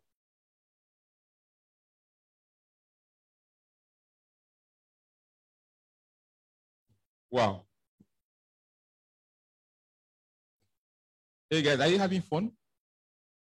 Are you having fun? Okay, that's good, because if you said no, I would have had you arrested. This is not a democracy. So basically, the essence of this conversation is to, apart from the general theme of the day, which is selling, especially in modern times, is also to get an understanding of how other people have done it or are currently doing it. Take Eva Alodia, for instance. She is a rapper, but a lot of people that currently follow her on the internet will probably only know her as someone that sells courses, and she's doing extraordinarily well on that front. Please, a round of applause for that. I think that one of the biggest things you can do as a human being is to be able to evolve, to evolve from one form to another. When that caterpillar becomes a bona fide butterfly, as though nothing happened, but it's actually very, very distinct, and each stage is actually a success. And that's exactly what you've done, Eva. I don't know if you had a specific strategy to doing it. I don't know if that was an accident, but I'm actually very interested in how one of the best MCs in the country, at least at the time, because I have not heard you rap in recent times, evolved into a bona fide business leader on the internet selling courses. What was going through your mind? What happened? And if I were to go from being a teacher in a regular classroom to being an online teacher, where I don't even need a classroom, I can just do it from my bedroom, say in Alagbado, and everybody all around the world are listening to me. What are the kind of things I can pick from your own experience? Thank you so much for that introduction. I appreciate it. Good afternoon, everybody. My name is Eva Alodia. I am an artist, I'm a performer, I'm a writer, I'm a teacher, I'm an online educator. I'm also the co-founder of kobocourse.com. And to answer your question, I was depressed. I was very depressed for a long, long time. I am what you would call the depressed creative, and I'm a super creative. And I think through my depression, the only thing that saved me at the time was education. Music could not save me when I was depressed. Even my own music, I couldn't listen to my own music. And so when I was popping out of that depressive state, I found that the only thing that I wanted was books, educational materials, things from speakers and coaches and mentors. And I found within me the yearning to be that person for other people as well. And of course, I cannot say that my music was not doing that, because thankfully, when I look back, I think about the kind of music that I was releasing and creating, and it was full-on educational, mind-bending music. And according to my mother, I've always been a teacher. I was a teacher when I was 2 years old, according to my mom, because I cannot remember that. And so I think it was a natural progression for me to slip into wanting to educate. And when we look at the world today, especially when we look at Africa, we are lacking in education. If we think that going to school and going to university is education, then we have really failed, because we all know that the school system is failing us, every one of us. And so we have stepped into a different version of our world today, where education is now direct. It is this way. It's from Akin Alabi to you. It is from me to you. It is from you to the next person. And so I think that in some way we are all educators, right? And so the calling is for every one of us to step up into that space where we are fearless, shameless, and brazen enough to say, I want to educate my people, regardless of what it is that you know, regardless of what it is that you have acquired over time. Because what people are asking for right now is not school certificates, it's not degrees. People are asking for experience. The reason that we are here today to celebrate this book, and the reason that Honorable Akin Alabi has written this book, is because he loves to educate. He loves to teach people the things that he knows. And so when people pick up these books, they know that they're going to buy somebody's experience. And so in my journey on the internet, I realized that people were yearning to buy into other people's experiences. And so to answer your question, if you're going to start educating and stepping into a role of a teacher, it literally starts from you just sharing content online. And that's exactly what I did.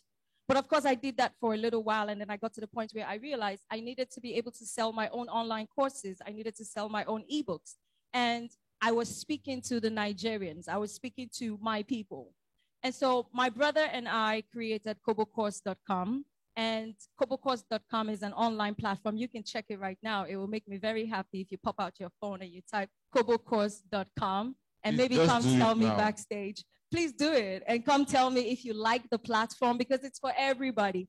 So we created KoboCourse to help us upload our online courses, our ebooks, coaching materials. If you teach anything, KoboCourse was created for you. And thankfully now we are serving Nigerians, Ghanaians, South Africans, and Kenyans. And it's just like a dream come true. When I was a rapper, I did not think that I would step into this role. And now that I am here, I've just accepted it as the natural evolution of my life as a human being. And I accept that. I accept that because of my placements geographically. I understand that I am in this country for a reason.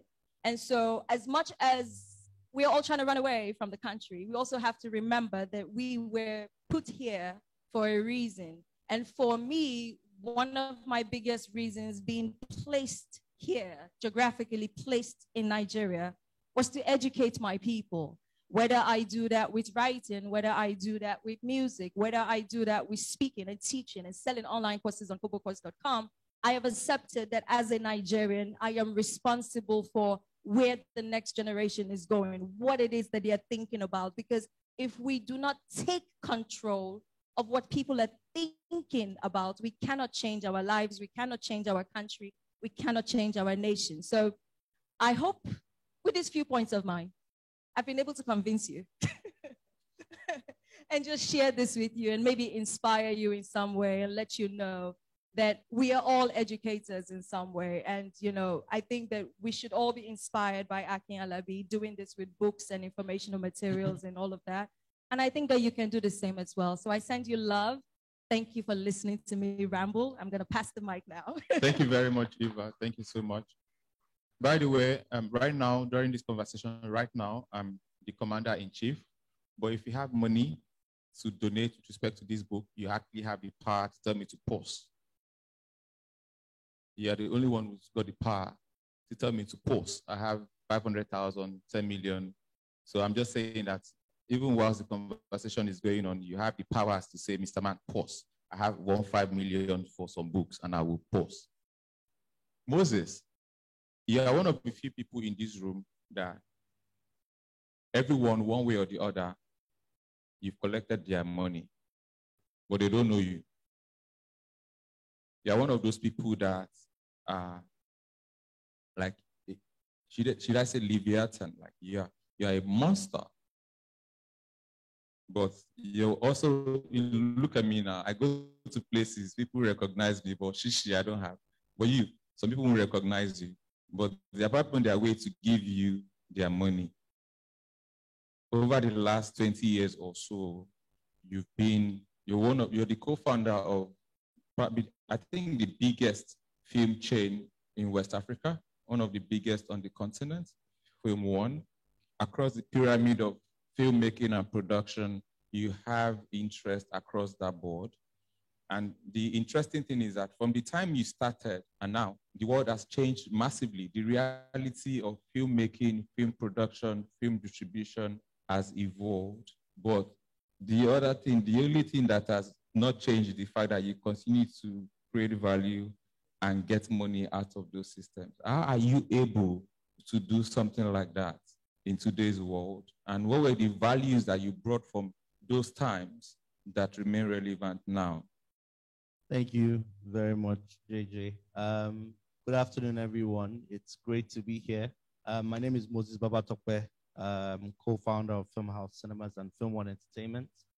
I think you asked a loaded question, and I'll do my best to, summarize. Thank you to Akin Alabi for always being very value-adding, always being bold enough to do a lot of things that people would, dare to do in terms of sharing knowledge. I think there is this conception that it's always kind of like hidden as business intelligence. If you keep it to yourself and do your best to maximize value for your business. But I'm happy that we share the same values in terms of sharing knowledge. In terms of our business, I think that one key thing that has worked for us is keeping the operation and keeping the ethos of what we do very local, understanding who our consumers are, and I'll try not to make it cliche, understanding who the Nigerian cinema audience is. I spent a lot of years working at Odeon Cinemas in the UK, 10, 11 years. And the Nigerian cinema goer, in fact, the Nigerian market is very, very different.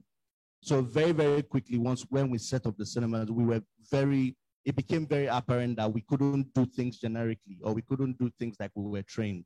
We needed to understand the psyche. We needed to understand the fact that the average Nigerian cinema goer, for example, didn't see cinema going as an entertainment option. So what did we need to do to create the impression of value for 1,000 or 1,500 naira they were going to pay to see a film that they could see on TV, that they could see on the mobile phone? So it was important for us to understand their psyche and understand what they reacted well to. What worked well for us was, as an average Nigerian, we like social experiences. We like to come out for book launches. We like to probably celebrate, the acquisition of a car or a house. For us, it was how do we then make the cinema experience, differentiated? How do we make it cool? How do we make it, affordable, but in the same way premium? And I think that those were the things that we needed to answer very, very fast. And with our flagship cinema in Surulere, I think we managed to get that right. We were in the right location. We had the kind of audience that were used to entertainment, and we didn't take them for granted. We were very, very much listening. The first few that we got into the cinema, we were listening to exactly what they were saying. How did they get the information about, films? What did they want the cinema environment to look like? What price points, did they want to be at? So there was a lot of granular, like know your customer type thing to make this thing viable and to make it, attractive to potential, investors. So those were the kind of things that we needed to do. And a lot of people would not understand, but that was the intel that we got from that was what informed Film One Entertainment. So Film One Entertainment was, a byproduct of the data sets we'd gotten, from our audiences at Film House Cinemas. So we understood what kind of films worked. We understood what kind of genres worked. We understood how to, for example, trailer films. I'll try my best not to get too scientific with it. And we then saw a gap in the market to set up essentially a marketing and distribution company that would provide content or product for the cinemas. And that's how that got created. Over time, we saw that Nigerians love technology. Nigerians like aspirational stuff. There was no way you were going to keep cinemas as, you know, the conventional watching on a big screen in a darkened auditorium with air conditioning. You needed to bring the big experiences, hence IMAX, you know, and that's the IMAX in Lekki, hence MX4D that we have in Landmark, hence, you know, D-Box that will launch very soon in Surulere. That we wanted a situation as well where Nigerians could be proud that, look, cinema going is as cool in Nigeria as it will be in London or as it, you know, will be in LA, for example. And so we kept, like I said, we kept it local, understanding our audiences, but also understood the need for making the experience, you know, affordable, but yet premium. And we've kept it going that way. Of course, we're now faced with the reality of streaming. We're faced with the reality of multiple entertainment options. We're faced with the reality of a lot of content, a plethora of content. But at the same time, those things that look like challenges, we're faced with the opportunity that Nigeria seems to be a great melting point of creativity. Nigeria seems to be the hottest place for, you know, IP. You know, suddenly all the studios are calling in and are scouting around. In fact, I was just telling a business associate of mine that for some of the biggest book IPs, the rights are not available anymore. You know, people have come in for them and looking to turn them into series, looking to turn them into films. You know, and in the evolution of all these things, we saw a gap in the market to be able to make Nigerian films attractive to global platforms. So today, Nigerian films are licensed to 20 to 25 airlines, for example.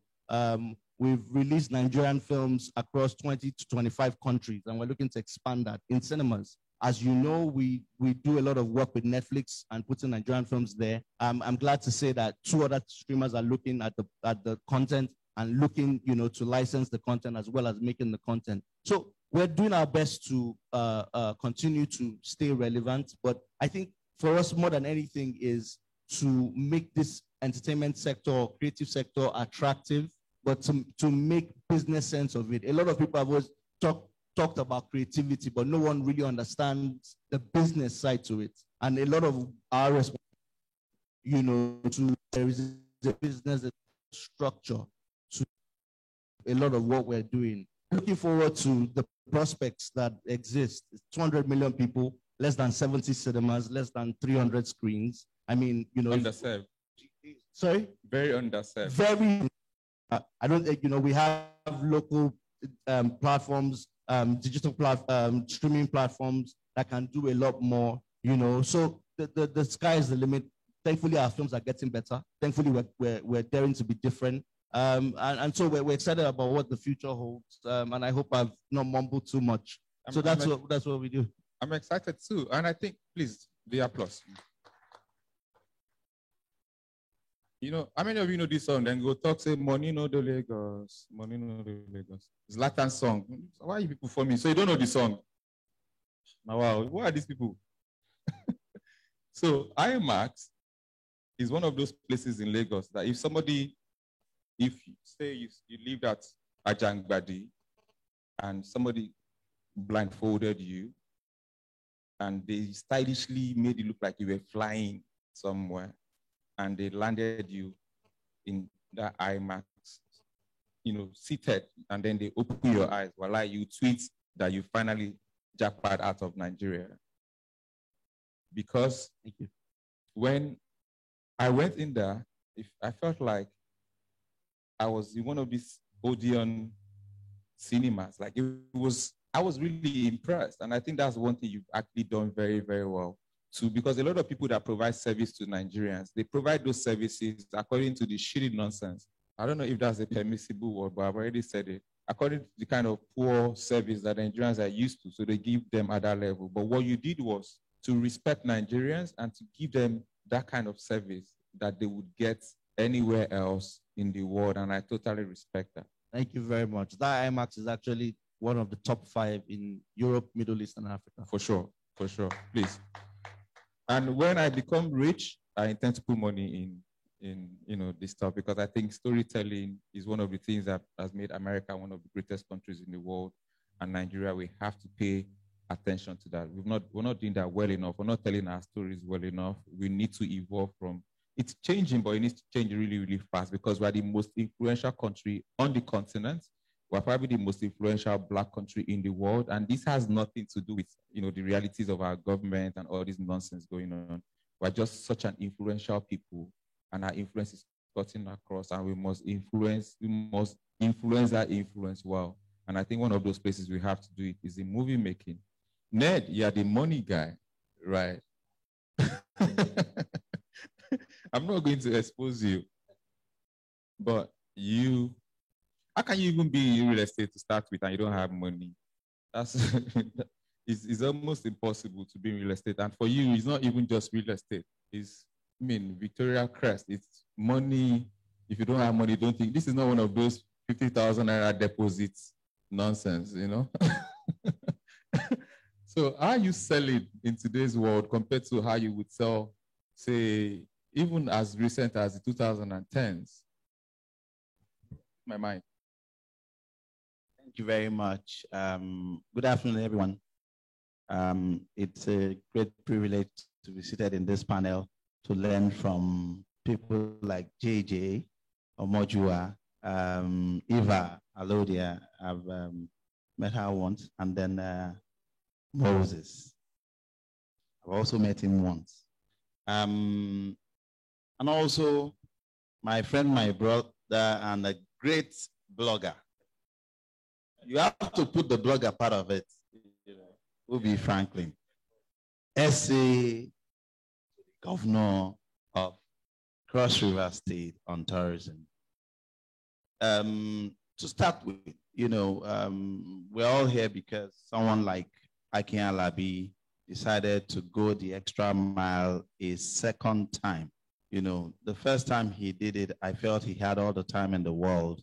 Now he's a honorable, and his allegiance is to his constituency, where he has decided to go overboard to reach out to other constituencies that are not his, so that you and I can, be part of what God has put in his head. Please, a round of applause for him. Well, when we started the Victoria Crest journey, if I look back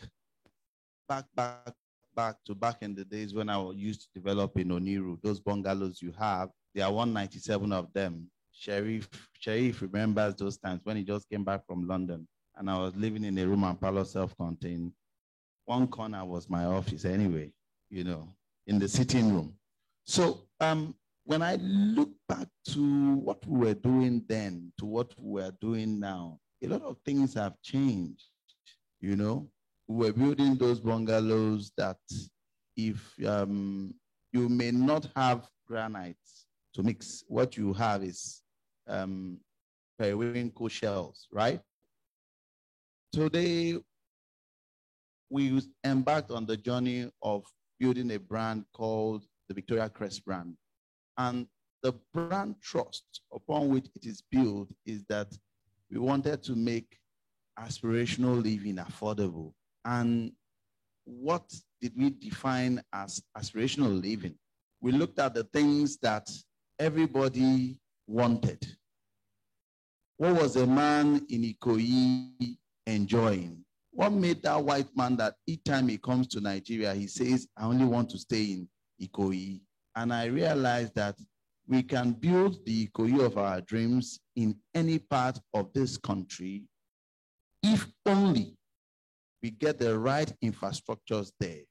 We have power there, we have security there, we have pipe-borne water there, we have a great ambience for the kids to play, and then have swimming pools, have gyms, because nobody believed that a house in Orchard Road could end up having a swimming pool until 2014, when I built the first Victoria Crest brand.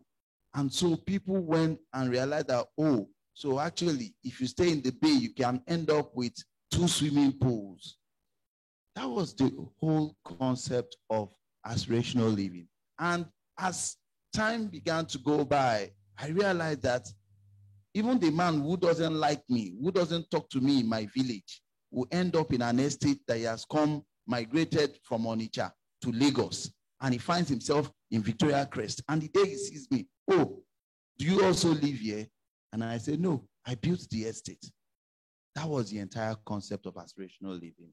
And before I knew what was happening, we had stars coming to come and live in those estates. So when you go out, you say, okay, I'm looking for a house in Orchard Road. While every other property will be rented out for, say, 2 million naira. For you to get one in Victoria Crest, they will have an extra million. And it became a major plus for our clients. Because you know what?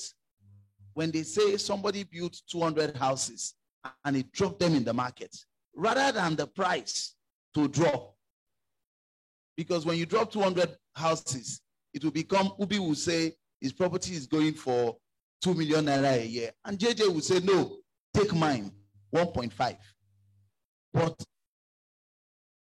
it became the other way around. As a Mercy will say, I live in Victoria Crest. As somebody else will say, I live in Victoria Crest. The price of Victoria Crest began to go high and high. And so people will start asking themselves, why is it that this man's house is in such a high demand while the man next door is not selling? Because we try to look at the consumers, try to look at what they aspired for. Where did they aspire to find themselves? And that's why when we started developing in Lekki Phase 1, every other place, I told myself that anywhere I drop a Victoria Crest brand, even if you like, have 20 other estates on that street, the Victoria Crest series was going to be unique. And so from Orchard Road, we moved to other areas. We went to Chevron Drive. We dropped the Victoria Nest, and everybody was like, wow, we thought we had seen the best of it all. But with each new project, I tell my people that we must give the consumers, we must give the homeowners something different, something unique. We can't just see it outside the country and leave it there. Let us bring it back home. They can say that affordable should be horrible, but it should be the other way around with us. So if we drop something somewhere, people should love it. And by the time we did the Victoria Bay 3 on Nike at Gallery Way, it became where everybody wanted to live. One of my friends bought a property there. He got some white guys from Netherlands to come to Nigeria. And when they came for the visit to Nigeria, they were asking him, where are they going to live? Are they going to live in Banana? Are they going to live here? Are they going to live here? He said, don't worry. When you land, we'll take you to a place where you love. And so when they took them to the Victoria Bay 3, nobody could say a thing because we understood that what aspirational living, what I'd aspired for when I was living in Oniru, I will have the opportunity of giving it to my consumers and they are going to love it. And let me also add, I love to read. And so anytime I get the opportunity of having 1 hour free time at the close of work, I take something up to read. And I read Akin's first book when I requested that. I said, Akin, you never bothered to send me a copy of your book. But luckily for me, one of my mentees sent one to me and I read it. When I finished reading, I called Akin. I said, you have been cheating me all along. You have such a beautiful book and you did not send one to me. So when he sent me this to read, I started reading yesterday.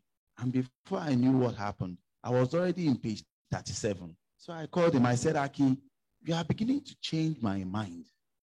I used to think I understand the Nigerian consumers, but this book is giving me a totally different perspective to it. Because in marketing, they'll tell you, under promise and what?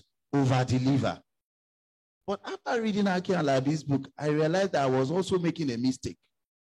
Because I was talking to a customer someday, and he said, you have not told me where you are on this project. I have not heard anything. Nobody has communicated to me that you have started the project. You know, for me, I told my staff, we're going to surprise these clients. We'll not let anybody know when we start the foundation. We'll be at decking, and then we'll now be inviting them to come and visit the house when we are at roofing stage. But this man sent a very long epistle. When I finished reading the epistle, I said, I'm in trouble. As a matter of fact, it reminded me in the letter he wrote, barrister ... And I said, I am in trouble. I didn't know that this man is a barrister. Now, my head of my GM marketing said he was going to handle it. I said, no, don't bother. Let me take time to call this man. So when I called the man, he said up and down. He said, you have not started that project. I said, I have started. I will not tell you anything about the project. Your delivery is next year, May. The man said, yes, I know, next year, May, but no information. I said, don't worry. After a long while, the man hassled me back forth, reminded me of one legislation on consumer protection, all of it. I just said, Oga, you are my friend. We met 2 weeks ago and we spoke. What do you want? He said, you must tell me something. I said, you have pointed a gun to my head. Okay, let me tell you. We have started your house. He said, what? I said, yes, we started this so time. We are taking stage. And the man said, okay, I am sorry. I didn't know. I am sorry. And so last night when I was reading Akin Alabi's book, and I got to the chapter where he said, the Nigerian consumers, they want information. Overpromise them. Even if you meet 70%, I am not telling you not to deliver on all your promise, but tell them plus all the things you expect to do. They look forward to hearing that. And so I reminded myself that there was something I was doing wrong, even though I felt I have been a marketer all my life. I realized that Akin has taken a detailed time to analyze the mistakes that many of us make over time. And so on that note, I know that I have been able to convince you and not to confuse you that How to Sell to Nigerians by Akin Alabi is a must-have. Thank you very much. Thank you very much, Ned. I think one of the things that I find, the intersection between Moses and your offering is your respect for your audience. And by the way, one thing you have over Ikoyi is that you have a better drainage system. Yeah, for sure. If you go to Parkview, whenever it rains, whether it was in 2007 or 2021, it's flooded. So you definitely have that one over Ikoyi. So it's 2-1 on you. Ubi, I used to suspect that you had become a blogger, but my doubt was removed when I paid you to publish something. That was the day I confirmed, though, that I just paid Ubi for a client to. This guy has become a bona fide blogger, and I think that's cool because it's an extra layer of income. But beyond the income, which however you see, whether it's a big deal for you or not, it's actually the influence that comes with it. I'm sure that when things happen, your friends are always calling you. Like when Akin's friends that are politicians, when they have issues, it's him they are calling. So even though there's an equalization, they are all politicians, they are, members of House of Reps or whatever, there's an edge he has over them, which is his ability to communicate to an entirely new audience. I'd like you to speak from that point of view, the value of influence in the 21st century and how to bring it to bear. I was going to talk about the fact that some people love to hate you, but this is not a conversation about irrelevant people. It's a conversation about value.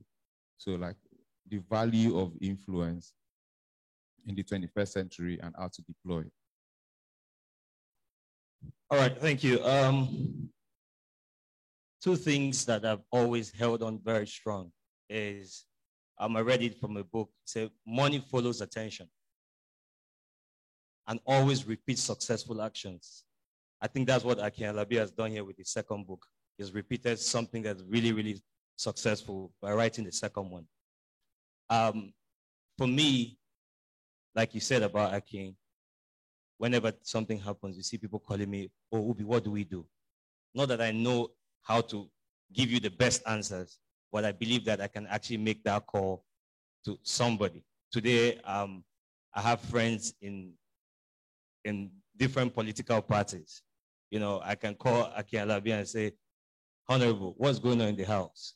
I remember when we spoke about the disease bill, right? When they sent me that bill, I sat down.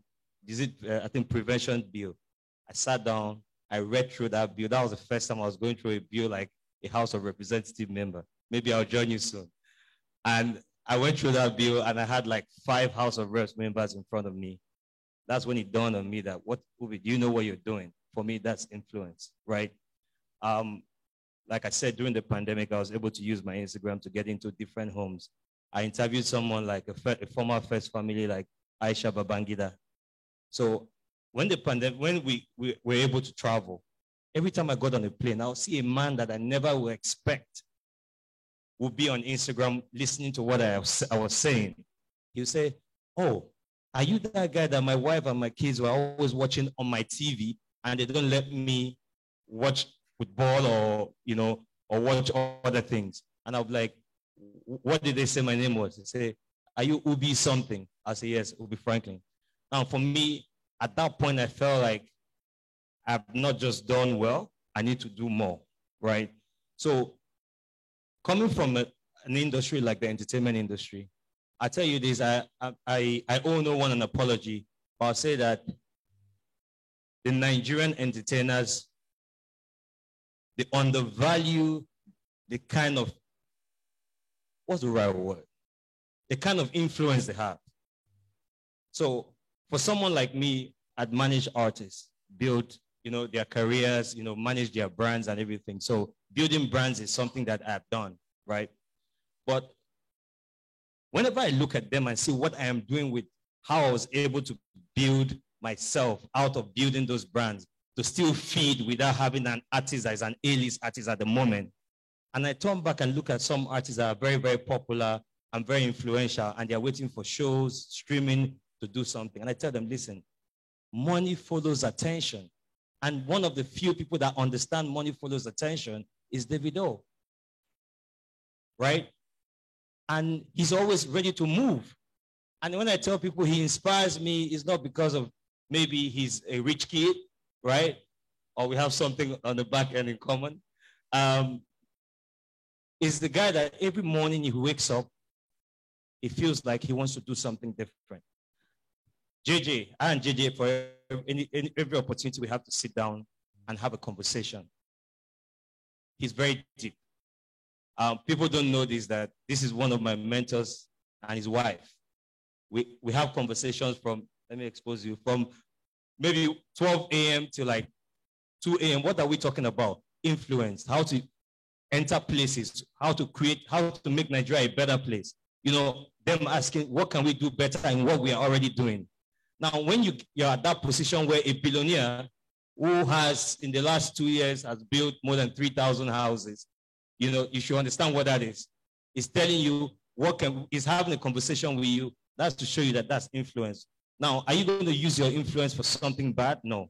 Use your influence to make sure as much as possible you can open up the way. So in the 21st century, for me, I believe that social media has given a lot of people power. I'm sure there are a lot of people here who have attacked me on social media one way or the other. But I'll tell you something. One thing I always look at this, I always say, how do I turn this around?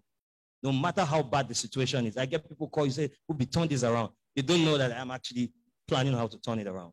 So the most important thing is I've used influence as much as possible to enter places that a lot of people will never understand. Right now, I'm the special advisor to my governor on tourism. I'm not just a normal special advisor, right? Yes, I have. Yes. So yeah, we're a party member. Oh, you're not a politician. All right. So for me, that's influence. And I'm not like, I'll say, before, for someone like me, everybody were calling me, oh, what are you going to do? What are you going to do? Your governor has moved. That's influence, right? Now, I'm not one of those politicians that have been in politics for a long time. But because of the seed that, okay, you hold the social media space, you can say something and people will listen to you, right? They were able to say, oh, what are we going to do? So for me, influence is very, very key.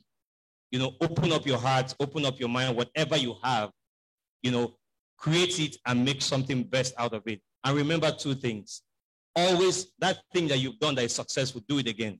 Always repeat successful action. Money follows attention. Thank you. Thank you very much, Ubi. There was one day I just sat down, like imagine those days that when we go for events, looking for beautiful babes. Imagine if we were targeting people that had value to do business with. We would have been rich by now. No, not you, you are rich.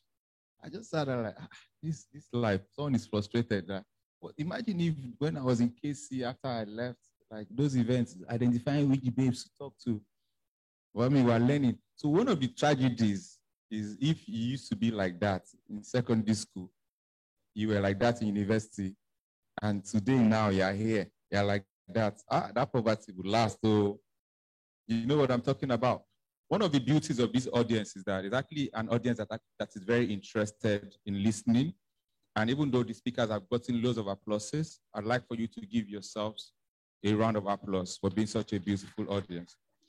One of the best things you can do today, apart from, of course, buying as many copies of this book as possible, is to try and meet someone for the sake of bettering your life, not for, carnal enjoyment. Thank you very much. Thank you to my speakers. Thank you. It's been a great opportunity listening to you guys.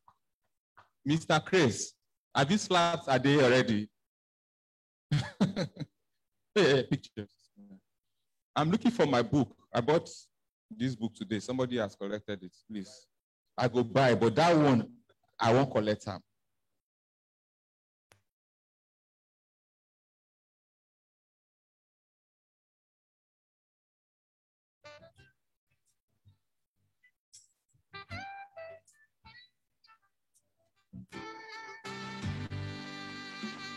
I've been around this world. I've been a lot of places. Seen a million faces in 1,000 times. But when I looked into your eyes, I knew I found heaven. And I've been wanting to tell you. Please, a round of applause for the panelists. Thank you guys so much for being such an amazing, amazing audience. We got a donation from, he would have loved to be here, but his wife represented him. He's a Nigerian international footballer, Larry Kayode. Please, a round of applause for him. I just want to make, let's recognize his presence even in his absence. And to support the launch, we have Honorable Jide Obanikoro in the House, member of the House of Representatives representing Etiosa Federal Constituency. Please, Honorable Jide, can we see you wave wherever you are?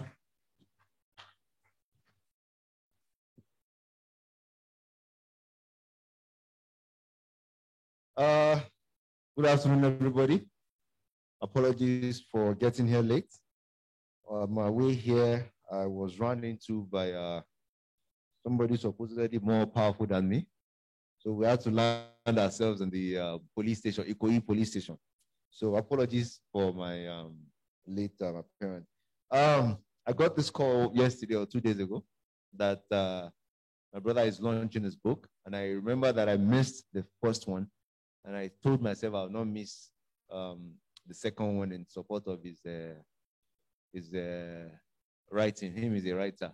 And unfortunately, me, I hate to read. I'm more of a visual type of person. So I watch, when you write a book and then they act the book, I'd rather watch the movie than read the book. So maybe my brother will, get some actors to act the things he's preaching for us here, and maybe then I will assimilate better. But that does not mean that I would not buy this to encourage some of the young people in my constituency. So I, wish him well, not just by mouth. I would also make sure that I buy some of the books as I live here today. Again, my brother, congratulations to you. I wish you many more. I don't know how you have time to do that National Assembly work and at the same time write books and at the same time be a family man and at the same time be a politician, bro. I dropped my heart. That was not new now. Okay, please a round of applause for the Honorable Jide Obanikoro. God bless you, sir. Thank you so much for the wise words. And for everyone who has attended this book launch today, you can also buy this book as a gift for your friends. You can buy it for yourself. You can buy it for your neighbor. Anyone you see struggling to sell to Nigerians, you can buy it for them. I went out there, I asked the girl selling the book, I was like, how do you sell to Nigerians a book about how to sell to Nigerians? They come, they look me, and they look them. We'll continue the looking after our host finish.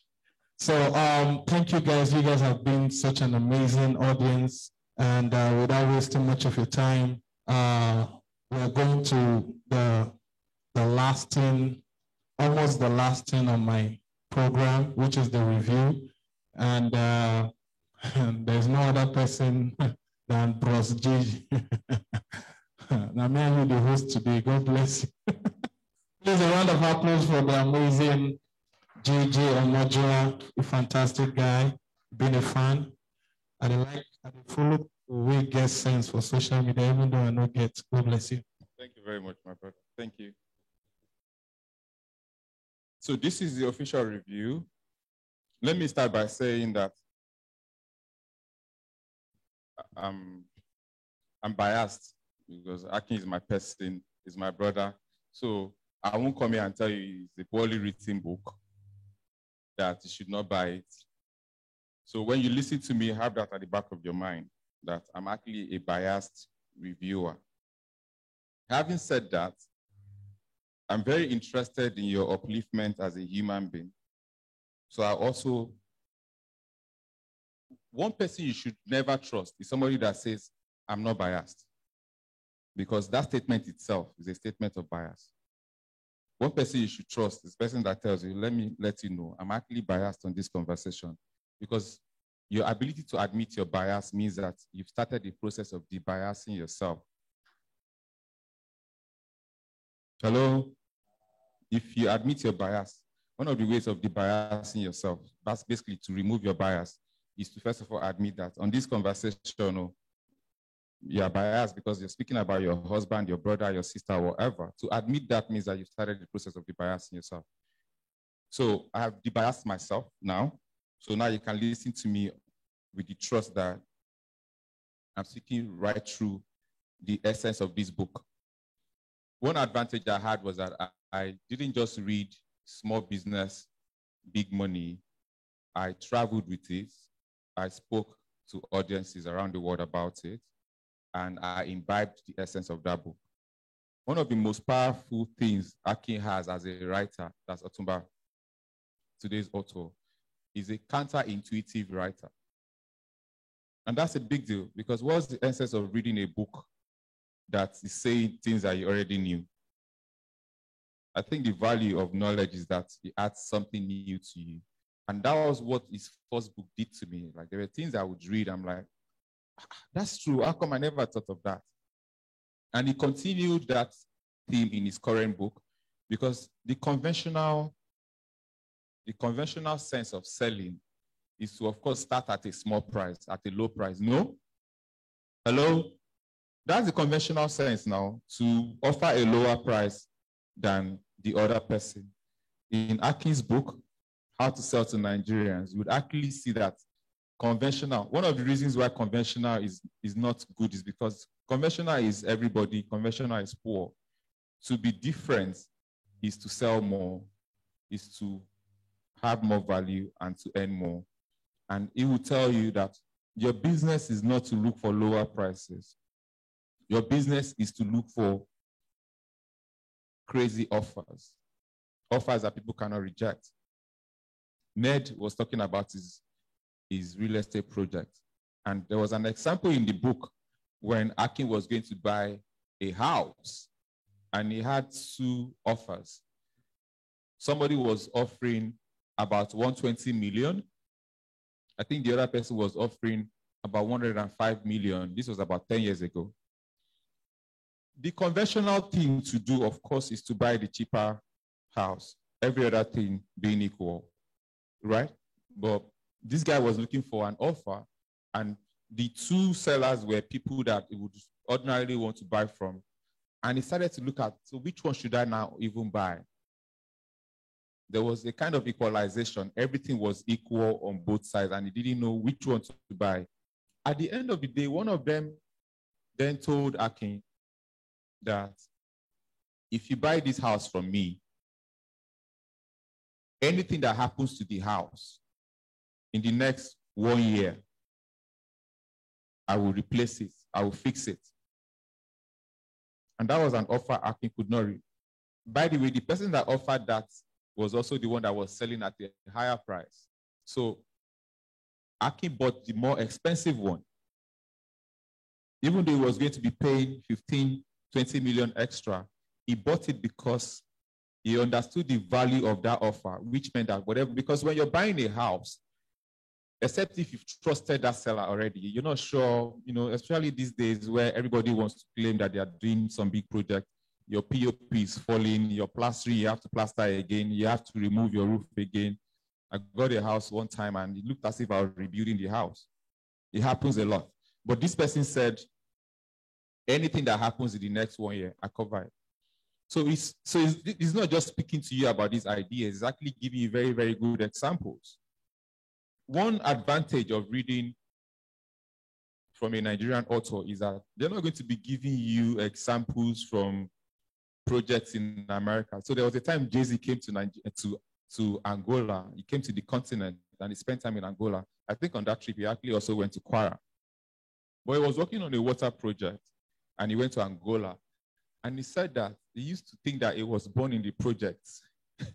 But when he saw poverty, that the project that he was born in is not projects, that this is the real poverty. I make that point because when it's good to read these American authors, and I do read them, and I tell you for free, they've helped to shape me as a person. But one thing that you would get more, an extra value you will get, is to read from someone that has actually gone through Nepa Wahala with you, that has gone through Lagos-Ibadan road traveling with you, that has gone through all the realities of being a Nigerian with you, because that experience could not be more real, right? And that's what he also brings to the table. You're reading from somebody that understands not just the psychology of selling, but also the psychology of a Nigerian. By the way, if you've not heard and understood by this point, let me let you know that you will be doing yourself a disservice if you don't get at least 1 copy for yourself.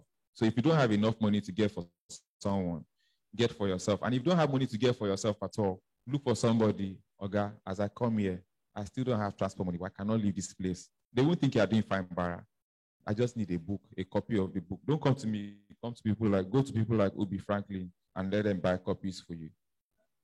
Without essentially saying that he was speaking about the psychology of selling, because I did psychology, all I was saying was the psychology of selling while reading the book. And one of the things he also spoke about in the book was what psychologists would call anchoring bias. Now, what's anchoring bias? Anchoring bias is when you go to the market to buy something. You didn't have an idea of what the price of that thing was. Say you're buying a shoe, and then the seller says they are selling it for 120,000 naira. You have to be a madman to say 10,000 after that. Somebody is saying that the shoe is 120,000. There's something has to be wrong with you to say agree 10,000 naira. You have to be looking for some kind of trouble. When that person says 100,000 naira, if that is the range of price you want to buy, you're more likely to say 100,000 or maybe 90,000. But what the seller has done is that they've anchored you to a big price. Hello?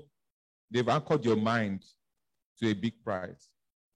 And guess what? Those people that sell in Alaba and all those other places, they may not know it is anchoring bias, but they do it so well. It happens in negotiation. When you're negotiating with someone, say you're paying for a particular school and there's no fixed price. Anchoring bias is when that person calls a number. So when you read this book, you realize that sometimes you should not even call your price if you're dealing with some people. So if I was going to do a deal with a rich person, for instance, and that particular deal has no fixed number, I'd rather they call the number, except if it's a crazy rich person, because there are some rich people, they are more stingy than even people that you think were poor. If it's those ones, call your price and collect your money. But if it's the ones that they don't really know exactly what the price is, say, okay. And this happened to me, by the way, in 2011. It was my first training on social media, and I didn't know what to charge. I didn't know what to charge at all. And I said, Egbon, I can't charge you, my brother. It wasn't because I couldn't charge him, it was because I didn't know how much to charge. And by the time they gave me the check, it was like times 10 of what I could have charged. And that taught me a lesson. This person paid the price, not just based on the value that I offered, but also based on his own money in the bank. He's anchoring bias. You anchor prices according to your reality. So sometimes wait for people to pick their prices and then go along with it. Akin did a lot of that in his book. There was also what I would call loss aversion. Loss aversion is basically that psychologically we avoid losses more than we are interested in gaining. It's psychological. It hurts you more if you lose $10 than it would hurt you than versus the feeling of gaining $10. Loss aversion. So this is a very important book. Don't just read it. Take your time, get a jotter, write things out, and apply it. One thing that used to happen back in the day was that I realized that a lot of my friends, they were always attending conferences. This is my seventh, it's a 7th edition. This is my 8th time attending this conference. I'm just coming for the first time. This is your 7th time, 9th time, 10th time. And I realized that these people were counting the value of attending the conference as the essence of the conference. So you hear some people say, how many books have you read? They say, I've read 20. 20. I've read 50. They've started counting reading the book as the essence of reading the book, which is not the essence. You should not be like those people that see reading itself or attending seminars. This is my 5th seminar. Are you for real? In my mind then, I used to think, but you're still like you were from the first conference. I didn't used to say it out. But it would be in my mind, but why is your life not changing? So why are you coming to the conference? The point I'm making is the essence of reading books like this is not to be able to say when you're attending the 3rd is when he releases his next book. But when are you releasing your next book? Just give me an idea. 2023, latest next year, inshallah. So when he's releasing his next book, this year, wow, nice. Don't read this one so that when you come, you say, I read How to Sell to Nigerians. I've actually read 2 of your books, so that you can be able to, that's good enough. But for you as a person, you have to do more than just read for the sake of I have read it. You have to pick out of it. And I can tell you for sure that this book can have a direct effect on how you sell. So this is not just someone writing to make money. This is not just someone writing for the sake of ego. I've written 2 books now. This is someone actually writing with the intention to actually impact how you sell. So on that note, the book has been presented already. It has been launched. I would have launched with a lot of money, actually, but other people have launched it. Let me not do that. So on that note, I'm presenting to you again How to Sell to Nigerians. Buy it, become an apostle for this book. And if you love those you say that you love, buy them some copies. Thank you very much.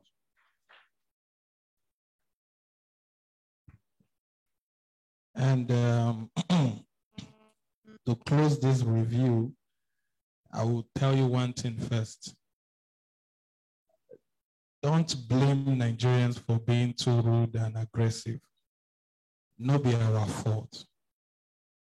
normally, whenever I come to Nigeria, I avoid driving because I know they like shout and they like action.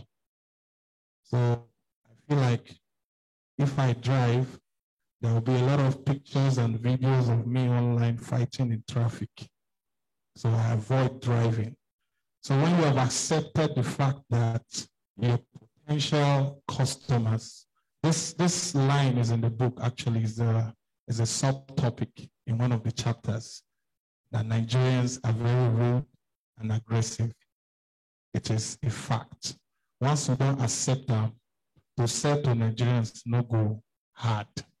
You just, once you skip that rudeness and that aggression, money is at the finish line. So, ladies and gentlemen, thank you so much. Thank you so much for coming here today.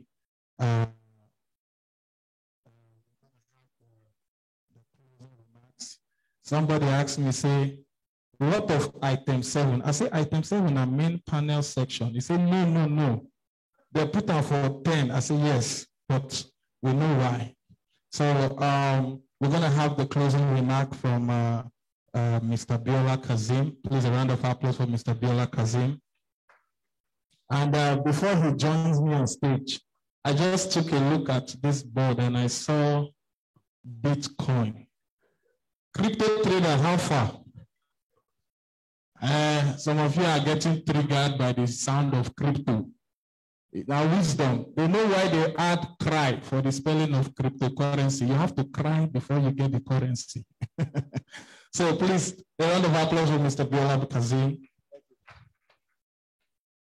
All right, thank you very much. I mean, we've been here for quite a while, so I will make this very, very short. I just want to say once again, congratulations to Aki on his second book. Like Omodra was asking Aki, the third one, when is it coming?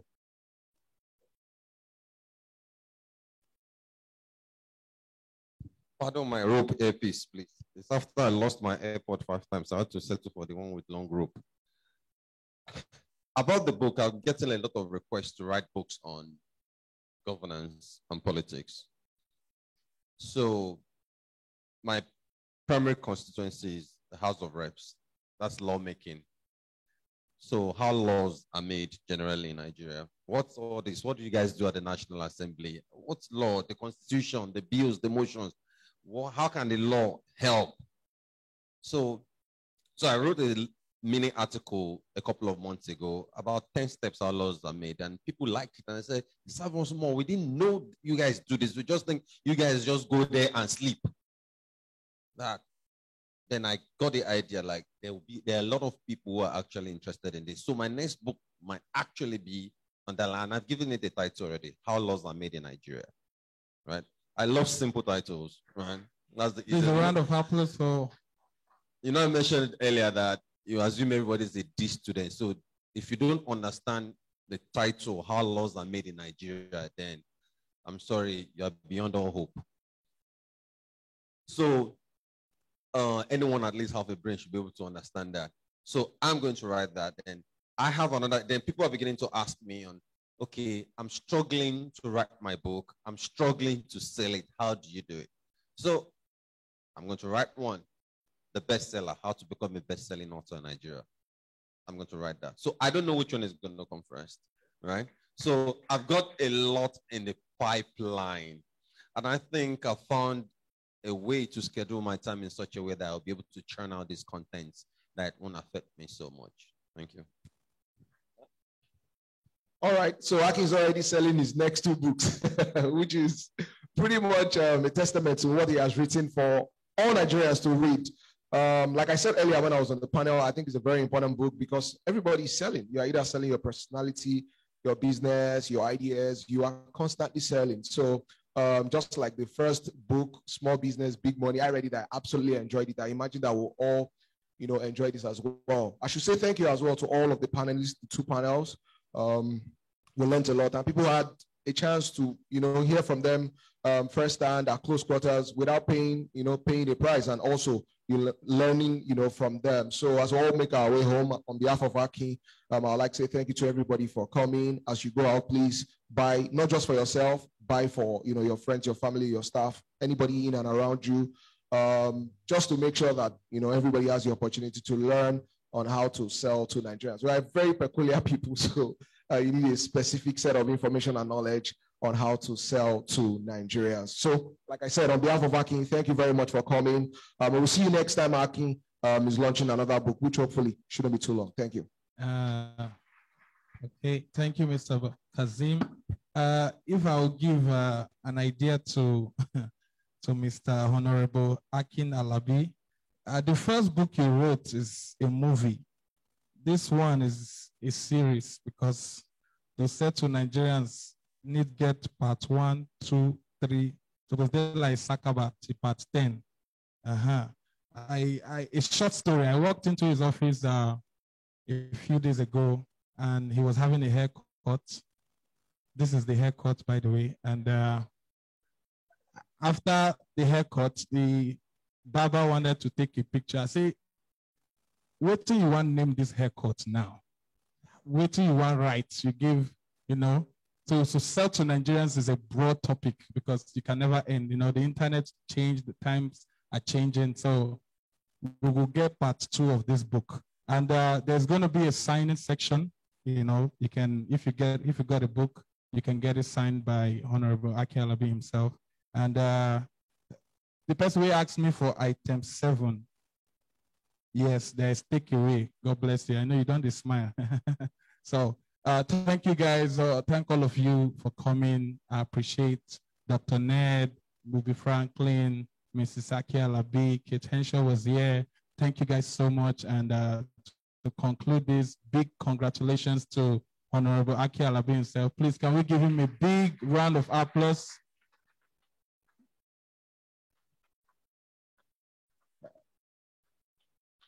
Una fit clap for me if una like. Thank you. God bless you. And we'll meet another time. Thank you. So for the signing, Mr. Honorable Akin, can we have you on stage? To make it very simple. And please, if you made a donation, I beg you. Say for club, when they play Ameno, you feel pop bottles. But once you come off from that club, you will come look like saying a billion. So please, if you made a donation, this is the account number. There is an usher working around with the account. Please just do well to fulfill your donation. Thank you very much. My name is Dr. Chris, and God bless you. Okay, the signing is outside on your way out, where did they sell the book. Thank you so much. God bless you as you make your way home. And I've been wanting to tell you, I'm never wanting to let you go. It may be winter in need, but what I'm feeling is summer in my heart. Is it too familiar to say I love you? Would you be suspicious if I asked your name? What would it take to really convince you that I'm gonna love you, even if my heart will break?